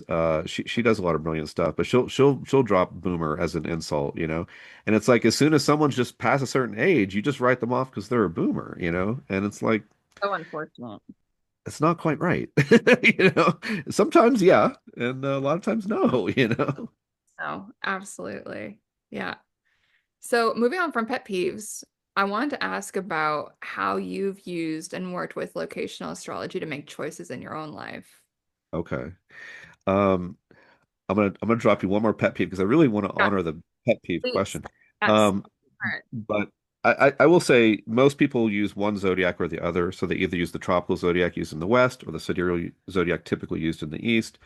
And the way that we accept that as being okay is a bit of a pet peeve. That's one of the lectures I'm giving at the big conference this year, is how we can integrate these things and consider both of them. And so you'll have like the Vedic astrologer's got a video and they're saying, oh, Jupiter's in Gemini, and the Western astrologer says, oh, Jupiter's in Cancer. And it's like, that's a problem because you're both saying completely different things that they should be mutually exclusive if you just hear it like that. So the way that people can accept that like, oh, the other half of the astrological world is just wrong. They may or may not think that, but they might have some element of that in their thinking. And that is a bit of a pet peeve because if I'm a part of one tradition and there's another tradition, there's two main traditions, and they're both going strong, they've both been going on for thousands of years, it's just a lot more rational, I think, to assume that they both have something going for them, rather than that one is right and the other is wrong. So anyway, another pet peeve for you. So sorry, the last question was I'll tell you in just a sec. But on this topic of the different astrologies, what yeah, about Chinese astrology? Because a lot of people talk about like Western and Vedic as it's like yes. these two, but it's like, what about that third pillar of astrology? Like, have you seen that getting much play like within that, let's say, interdisciplinary conversation with these different pillars of astrology? Because that's something I hear mentioned a lot less in the West. It's like Vedic and Western, and no one talks about Chinese astrology. So, like, what's your thought on incorporating that system? Is that something people do? Like, what's your thoughts on that? You don't see it too often. I was friends with Suzanne White. She wrote, some of the big books on Chinese astrology and stuff like that. And yeah, what I've come across isn't enough for me to really sink my teeth into it to have like a really workable system. It's just had a little bit of information in it. So I have yet to be exposed to enough Chinese to where I could really get deep into it if I wanted to. So, I always think you could always add more. I mean, if I met someone who was super brilliant with Chinese, they did all kinds of stuff I'd never seen before, I'd have to dedicate myself to that and really try to understand it. That would take a while. At this point, I have enough tools at my disposal that I don't feel like I'm short on tools. I've even got good tools I don't really use because you can't use so many tools every day. It's like you got to choose a certain number you're going to work with. So yeah, so there may be other types out there that are really valid too, but I think in the main astrological world as it is today, you got a lot of Vedic, you got a lot of Western. There's different types of Western. There's more modern Western, there's more ancient Western. But at this point, I think there are two main veins. But Chinese is still somewhere out there too. Yeah. Yeah, and then I forgot the other question you asked me before I dropped another pet peeve on you. Oh, you're all good. So I was asking about how you've worked with locational astrology to make decisions in your own life and what Right, happened when right. that, like the science experiment of your own life working with Yep. astrological knowledge. Like how has that gone? What decisions have you made? What happened? Okay. Well, I'll give you a positive story and an honest positive story. So back in May of 2000, there was a big lineup. A bunch of planets were in Taurus. That's my seventh house of marriage, partnership. So I saw this as a moment in time that I could have potentially, like, oh, I might meet my wife at this point, kind of thing. So a buddy of mine had moved to Maui, and when I was born in New Jersey, but Venus was rising over Maui when I was born. Mm. And Venus could represent your wife, your love life, things like that. So I did choose to go there. I did choose the flight so that it would land at a certain time, so the sun would get up into my seventh house along with the other Taurus planets across my descendant. So I did actually carefully choose a flight, hoping to meet my partner. And this was May of 2000. I did that. It's actually a pretty cool story. I won't tell you the middle part, which is kind of cool. It involves a Buddhist guy telling me to meditate for 2 hours, and I did it. And that's why I met my wife that night because we end up dancing into each other's life at the Oh, Heart Dance Studio in Haiku, Hawaii. love Totally it. true. And she's kind of like a triple Virgo. I got Venus in Virgo. She has Venus in Virgo. She's got Virgo moon, Virgo rising in her Western and her Vedic chart. So yeah, we go on to be married almost 19 years. We got three amazing kids. We had an amazing house for 16 years in Prescott. We're divorced now. We co-parent well together. We go to the soccer games and holidays and birthdays together. And so, that worked out awfully well. We just got done living in a duplex situation for a year and a half, just so we could have the kids closer to each of us. So, yeah, so that worked out really well. That was deliberate. Another one was Seattle, which is not such a great spot for me in terms of the astrology. So my former wife had a brother in Seattle, and I never went there on purpose because I could see my astrology was that bad there. Mm. So I didn't go. And then COVID comes around, I get divorced, I'm dating somebody, and she has a lot of friends from Seattle. She used to live up there for a little bit. And I saw these cheap flights to Seattle, and I was like, well, we'll go up there for 4 days. It'll be all right. So we go up there together, and it's basically the trip from hell. As soon as we get there, her brother calls her mom is sick in the hospital, back home in Arizona. Her mom has MS. God. Uh, it goes really poorly. By the end of it, I go to this kind of like heavy, deep, intense place, because it triggers something from my childhood, and like it's awful. It's freaking awful. And in truth, I could see that I had that stuff there. Like, there's a big astrology conference in Seattle every year, and I don't go because my astrology is so bad there. Um, but even for 4 days, I have a parent, a Saturn Pluto parent right there. I got Pluto rising right there, but it's on the 12th house side. Venus is on my 12th house cusp. That was a little bit of astrology for those astrology people in your audience. Um, and it's just very 12th house, very Saturn Pluto, very Pluto. And it literally takes me back to like, oh, this is probably how my dad felt when I was young when he ended his life. Like it took me all the way back, to this like really hardcore thing. So yeah, there's an example of trusting the astrology and not trusting the astrology. It turns out not trusting the astrology is a bad idea. Not shocked about that. So you can use it. Now, the irony of my life is like I still have an 11-year-old, a 14-year-old. I still co-parent. So I've been living in Prescott, Arizona now for it'll be 24 years this year, and I can't move because my kids are here and my ex-wife is here. So that's kind of the irony of my life. I'm a locational astrologer who can't leave where he lives. I mean, maybe someday I will, and maybe I'll get to travel more and try different things out. But here's a minor pet peeve is like I've seen people who do locational astrology and they're like, "Oh, I've traveled to, hundreds of places or something like that." That's cool. Like that's research. Like if you were a locational astrologer and you went to 100 places, you would learn some stuff from that. That's great. But that's just you. It's just you, and you just have your chart. You were born at one moment in time. So you can't learn everything about astrology from one person, no matter how many places you travel to. And if sure, like that's cool that you've learned some things from your travels, if that's the case, but you're just one person. So, like, I'm working with thousands of people and studying their whole life histories so that I'm always working with different material to start with, a different natal chart, different person each time. So, that's another one that, like, with location, just because you've traveled doesn't mean you've seen enough yet to understand a lot of things. That means you've seen enough to know how to like give yourself advice. That's what that means basically. And you've learned some stuff along the way, sure, but yeah, but you gotta look at lots of things, lots of people born in different generations, people who have Pluto in different signs, and what's it like to have Pluto in Cancer or Pluto in Sagittarius, like these are different situations. So yeah, yeah. So it is incredibly useful. I do occasionally use it for some things, like maybe I get a chance to speak somewhere. I'll look, oh, okay, yeah, it looks like I'll tend to be successful here. Or like I have a line down in the south, like in Tucson. It's not a great line for money, so I know if I go speak to them, I'm probably not going to make much money. I'll just go for the experience. So things like that are really, really helpful. There's also times where I've just gone to lines because maybe I'm in a different area.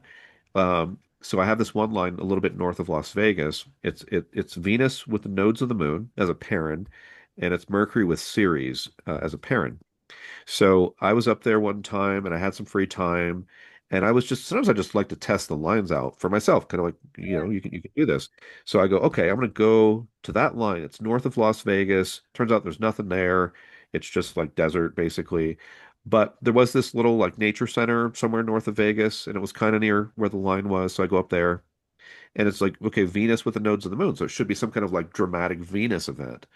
Um, well, I literally end up in a parking lot at this nature center. It's a, small place. It's got like a little loop you can walk around and look at the flowers and stuff like that.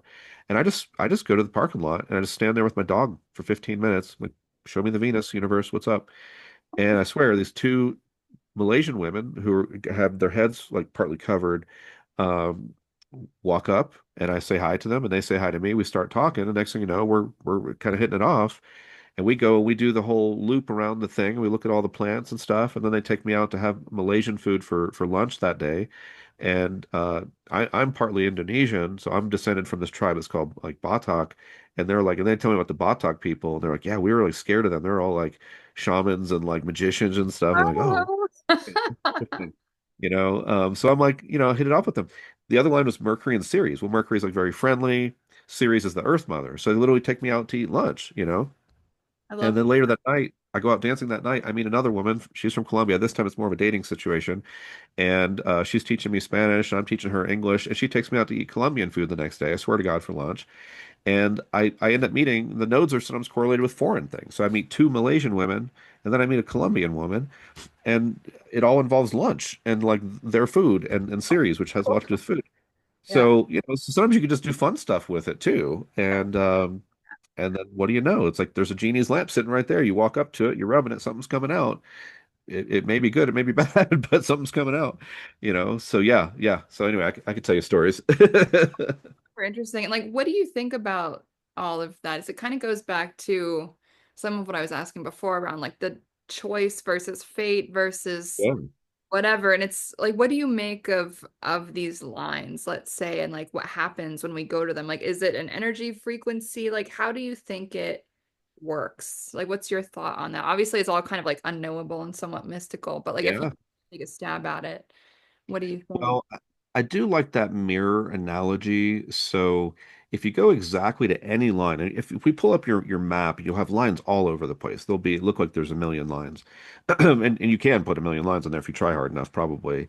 But I like to tell people every single line on that map really does mean something. If you go there, it does explain the quality, the frequency, the archetype, the story, the energy.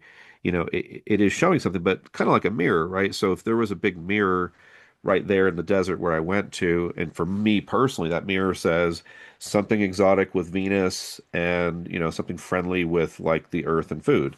Like it Mhm. is what it is. And then I go there and then sure enough it happens. Um, it is a great question. Like, how does that work and how do you explain that? I mean, okay, we have the as above, so below, that famous Hermetic axiom, right? Which astrology is pretty much a as above, so below kind of thing. Well, I do like to remind people occasionally, like, think of how big the sun is. Think of how big, Jupiter is. Think of how big Mercury is for that matter. I mean, these things are so much bigger than you. Your mind's probably not really getting it. Like, that's bigger than you, but you're not really getting the scale here, probably.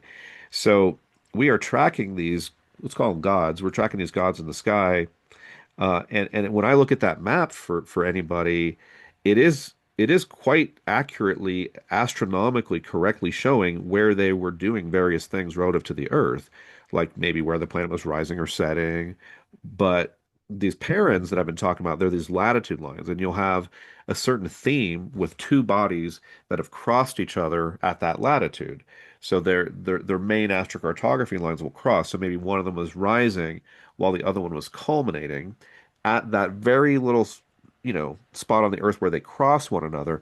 For some reason, that latitude takes on the quality of those two planetary things.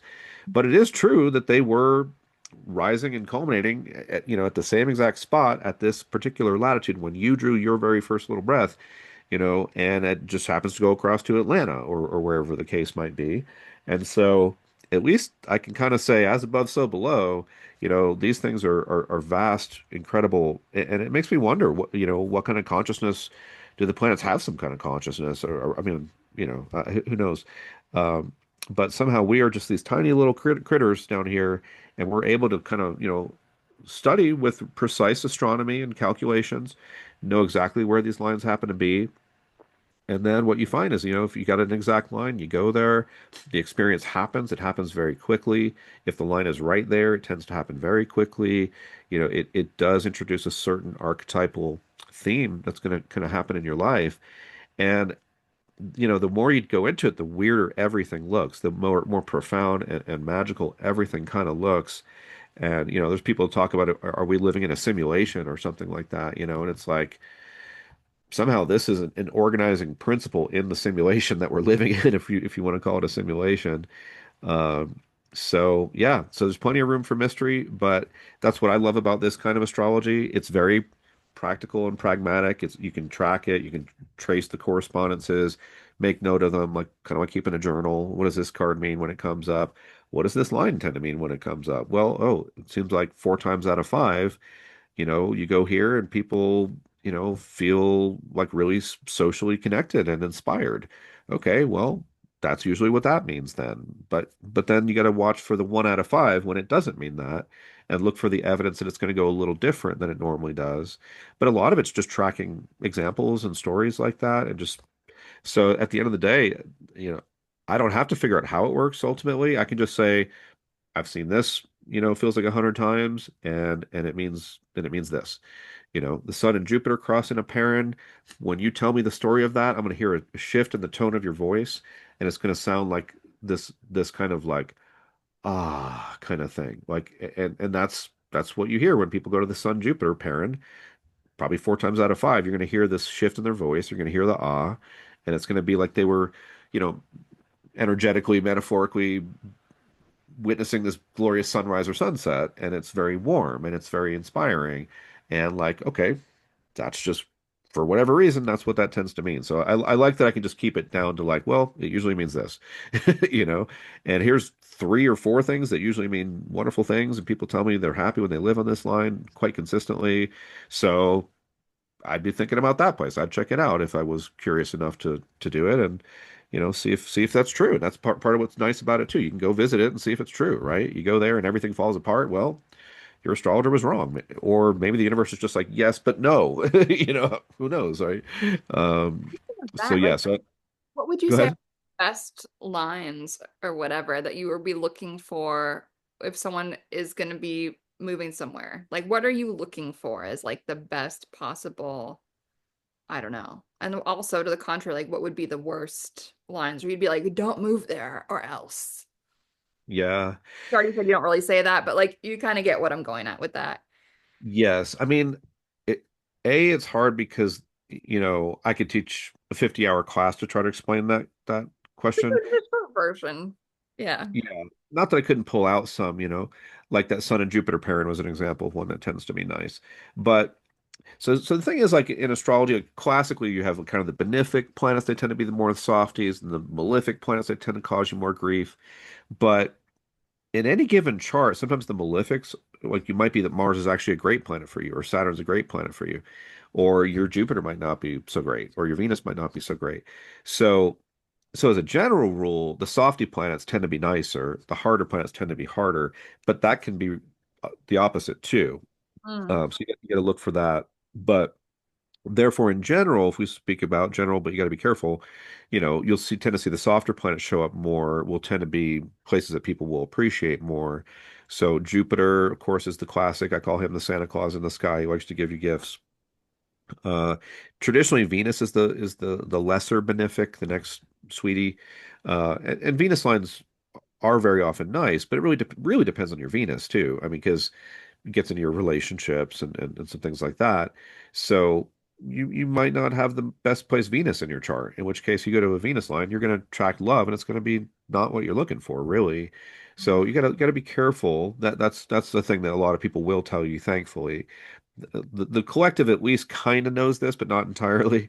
Like you can't just say go to your Venus line, go to your Jupiter line. You got to really understand the chart and all the things that people have been looking at through the tradition of astrology, which are ways of trying to say, is this an extra good Venus? Is it an extra not so good Venus?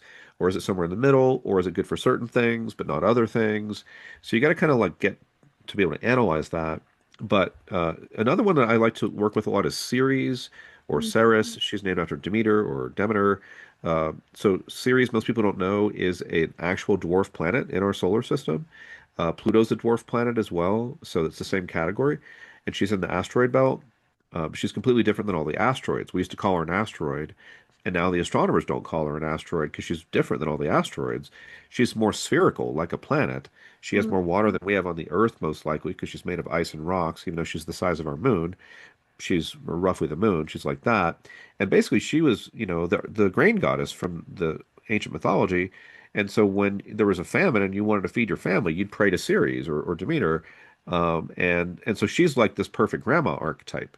So Mm. her lines are surprisingly, typically very, very good for people as a general rule. We can talk about some exceptions and a few things like that. If you have kids, it's a little more complicated because she does get separated from her daughter Persephone. So being separated from your kids is not totally uncommon on a series line. But that's kind of like not the biggest part of what I want to say about her, but she does tend to be more of a benefic, more of a generous, abundant, and so, if I had to guess, honestly, people's happiest places on Earth, they usually have a series line present, and most people aren't even looking at series. And I am because a friend of mine who passed away believes she was the modern ruler of Taurus and really all about abundance. And so I tested that. I found he was exactly, to my surprise, a little bit, I found he was exactly right. And people's favorite places so often have a series line present. So we talked about Jupiter, Venus series. Um, the sun can go a few different ways, but if you're wanting more of a sense of purpose, or if you're a woman wanting to meet a man, the sun is about that. Mercury can be good, depends on the chart. Mercury's a little more social, a little more creative, a little more going to work with your mind. So depending on if you're doing Mercury stuff, that might be good for you too. The moon is generally more of a supportive kind of principle, more soulful, more about your feelings, your friends, your family, your home.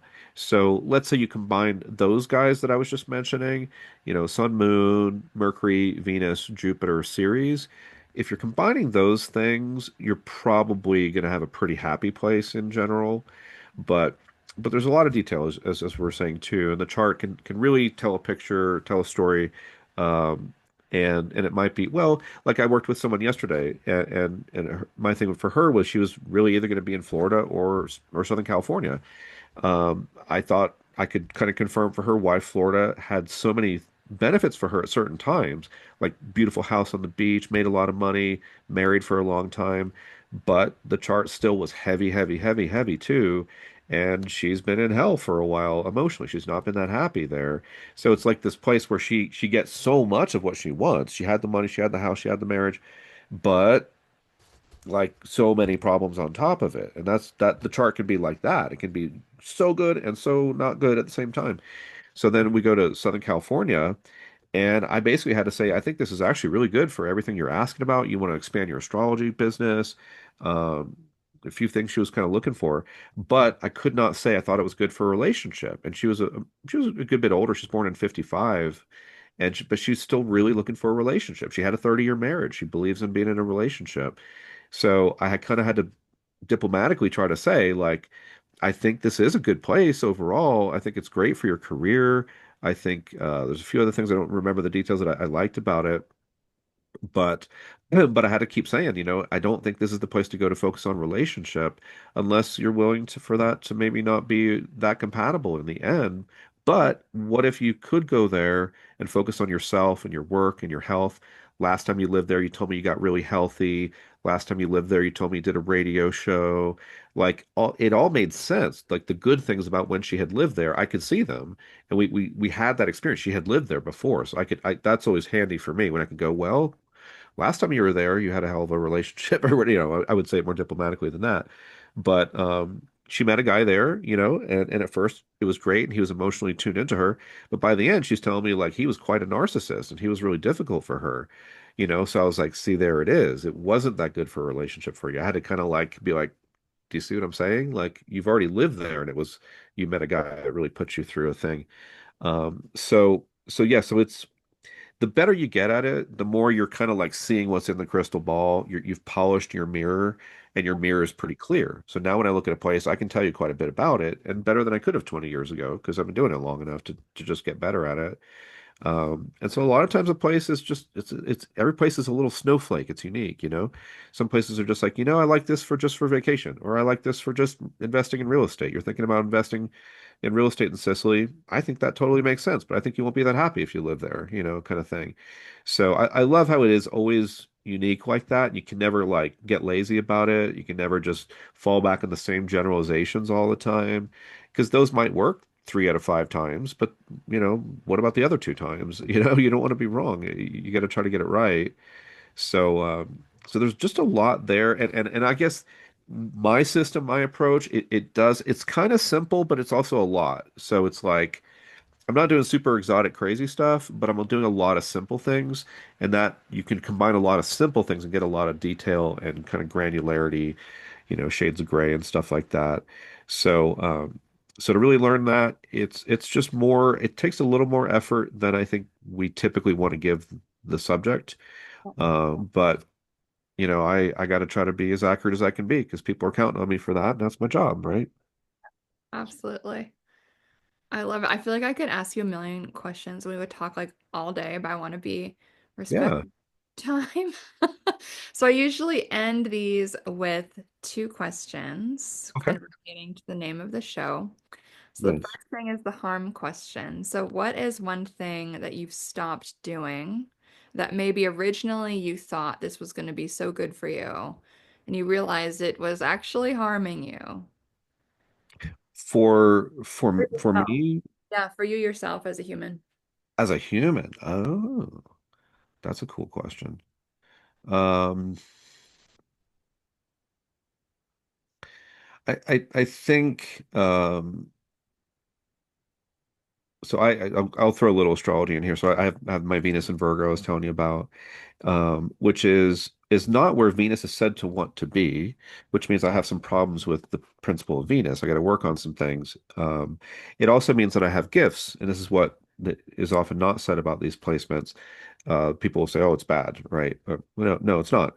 So all my gifts are also Virgo related too. Like I love my work, I love trying to eat healthy, like getting the details and all this kind of stuff. So the Virgo part's really good, but the Venus part is challenging.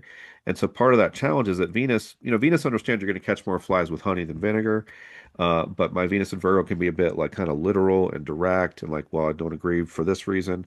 And it just doesn't work that well with humans. So I'm noticing what I'm able to do a lot more is just not respond to things when I don't agree. And maybe in the past I would have been like, oh, this will be interesting. We'll disagree. But usually people don't like that. So I think I can just relate learning, to this. yeah, learning that there's just a lot of situations where I'm just like, not going to hit send on that. We're just going to walk away and go on to the next thing.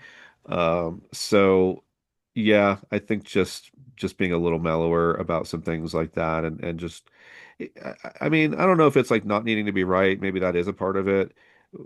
Maybe that's what you don't need to be trying to do. But it's not even just that. Sometimes it's not like, oh, I must be right. Sometimes it's just like, well, I think I see it a little different. I want to be, and then it might come across as critical or disagreement, and then someone gets defensive, and then you know, then it just gets weird. So I think there's a lot more of just walking away sometimes, just letting it go. You know? Yeah, yeah, yeah. I love it. It's a tough one, but can be good to know when to pick our battles. So I love that. Yep. My other question is, what is something that is healing for you right now that you are doing in your life? Yeah. So I'm old enough at 50 that I've never been like all about exercise. Like I'll do some sit-ups and some push-ups and I'll walk around and stuff, but I've never been like a big exercise guy. But um, I love this. Like I'm now at 50. I can play in the senior softball league in my area. Awesome. And so I play with guys. I mean, there's an 85 and 86-year-old in my league who are freaking amazing baseball players. Honestly, like, they're so good. Like there's this guy on my team. He's 79. I thought he was 59 the other day, and this guy is playing second base and like making these incredible running catches and all this kind of stuff. So yeah, it's kind of like the first like old man thing that I'm doing here, but. I play softball Monday mornings and Thursday mornings. I'm still fast for my league, so they have me do a lot of pinch running. So I run the bases a lot. I get plenty of cardio that way. And baseball is always challenging. You're always trying to hit it just right. You're always trying to make every play just right, every throw just right. Like the party that wants to be able to improve on something will never run out of things to improve on playing baseball. You can always try to be a little better at it. And it turns out, a lot of these older guys, a lot of boomers, I'm sure a lot of them are opposite to me politically, but people are having fun. They're cool. They're chill. They're supportive of each other. For the most part, we recognize that senior softball, the world doesn't hinge on it. Occasionally, you get into some fights with some people, but mostly people are super chill and super nice. So yeah, so just me finding a way to get regular exercise, play a game that I loved growing up, but I never played it growing up. I always watched baseball, but I never played it. It's actually a little slice of heaven, and it's just, it's fun. It's competitive. Gets me out in the sun. Gets me exercising, gets me around people, which I can isolate a little bit. Every other week I don't have my kids, so in those weeks I can kind of isolate. So it gets me out, talking to more people and doing things like that. But man, I'm actually having a blast with it. It's a good time. I love that. I keep trying to tell everyone to like do something active, like work Yeah. out, something fitnessy. And like in the spiritual world, I feel like I get a lot of pushback from that 'cause everyone just wants to like potato and like read books, Right. watch YouTube. And it's like I get it. I do those things too, but there is something really nice about that movement of the body and energy and just Oh refreshing man, our spirit, I think, in that way. So I love this answer. Just like made my day. So nice. good. So good. Well, thank you so much for being here. Hopefully, I'll have you on another time if you're into that, Yeah, because I feel like this definitely. conversation has been super fun and I've learned a lot, and I'm sure everyone listening has also really enjoyed it. So, to Yeah. listeners, thank you so much for watching and listening. Wherever you are consuming the show, please like, subscribe, all the things, 5 stars, whatever you need to do, wherever you are consuming this, it would be so helpful. Thank you so much for being here, and I'll catch you guys on the next episode of the show. Bye, everybody.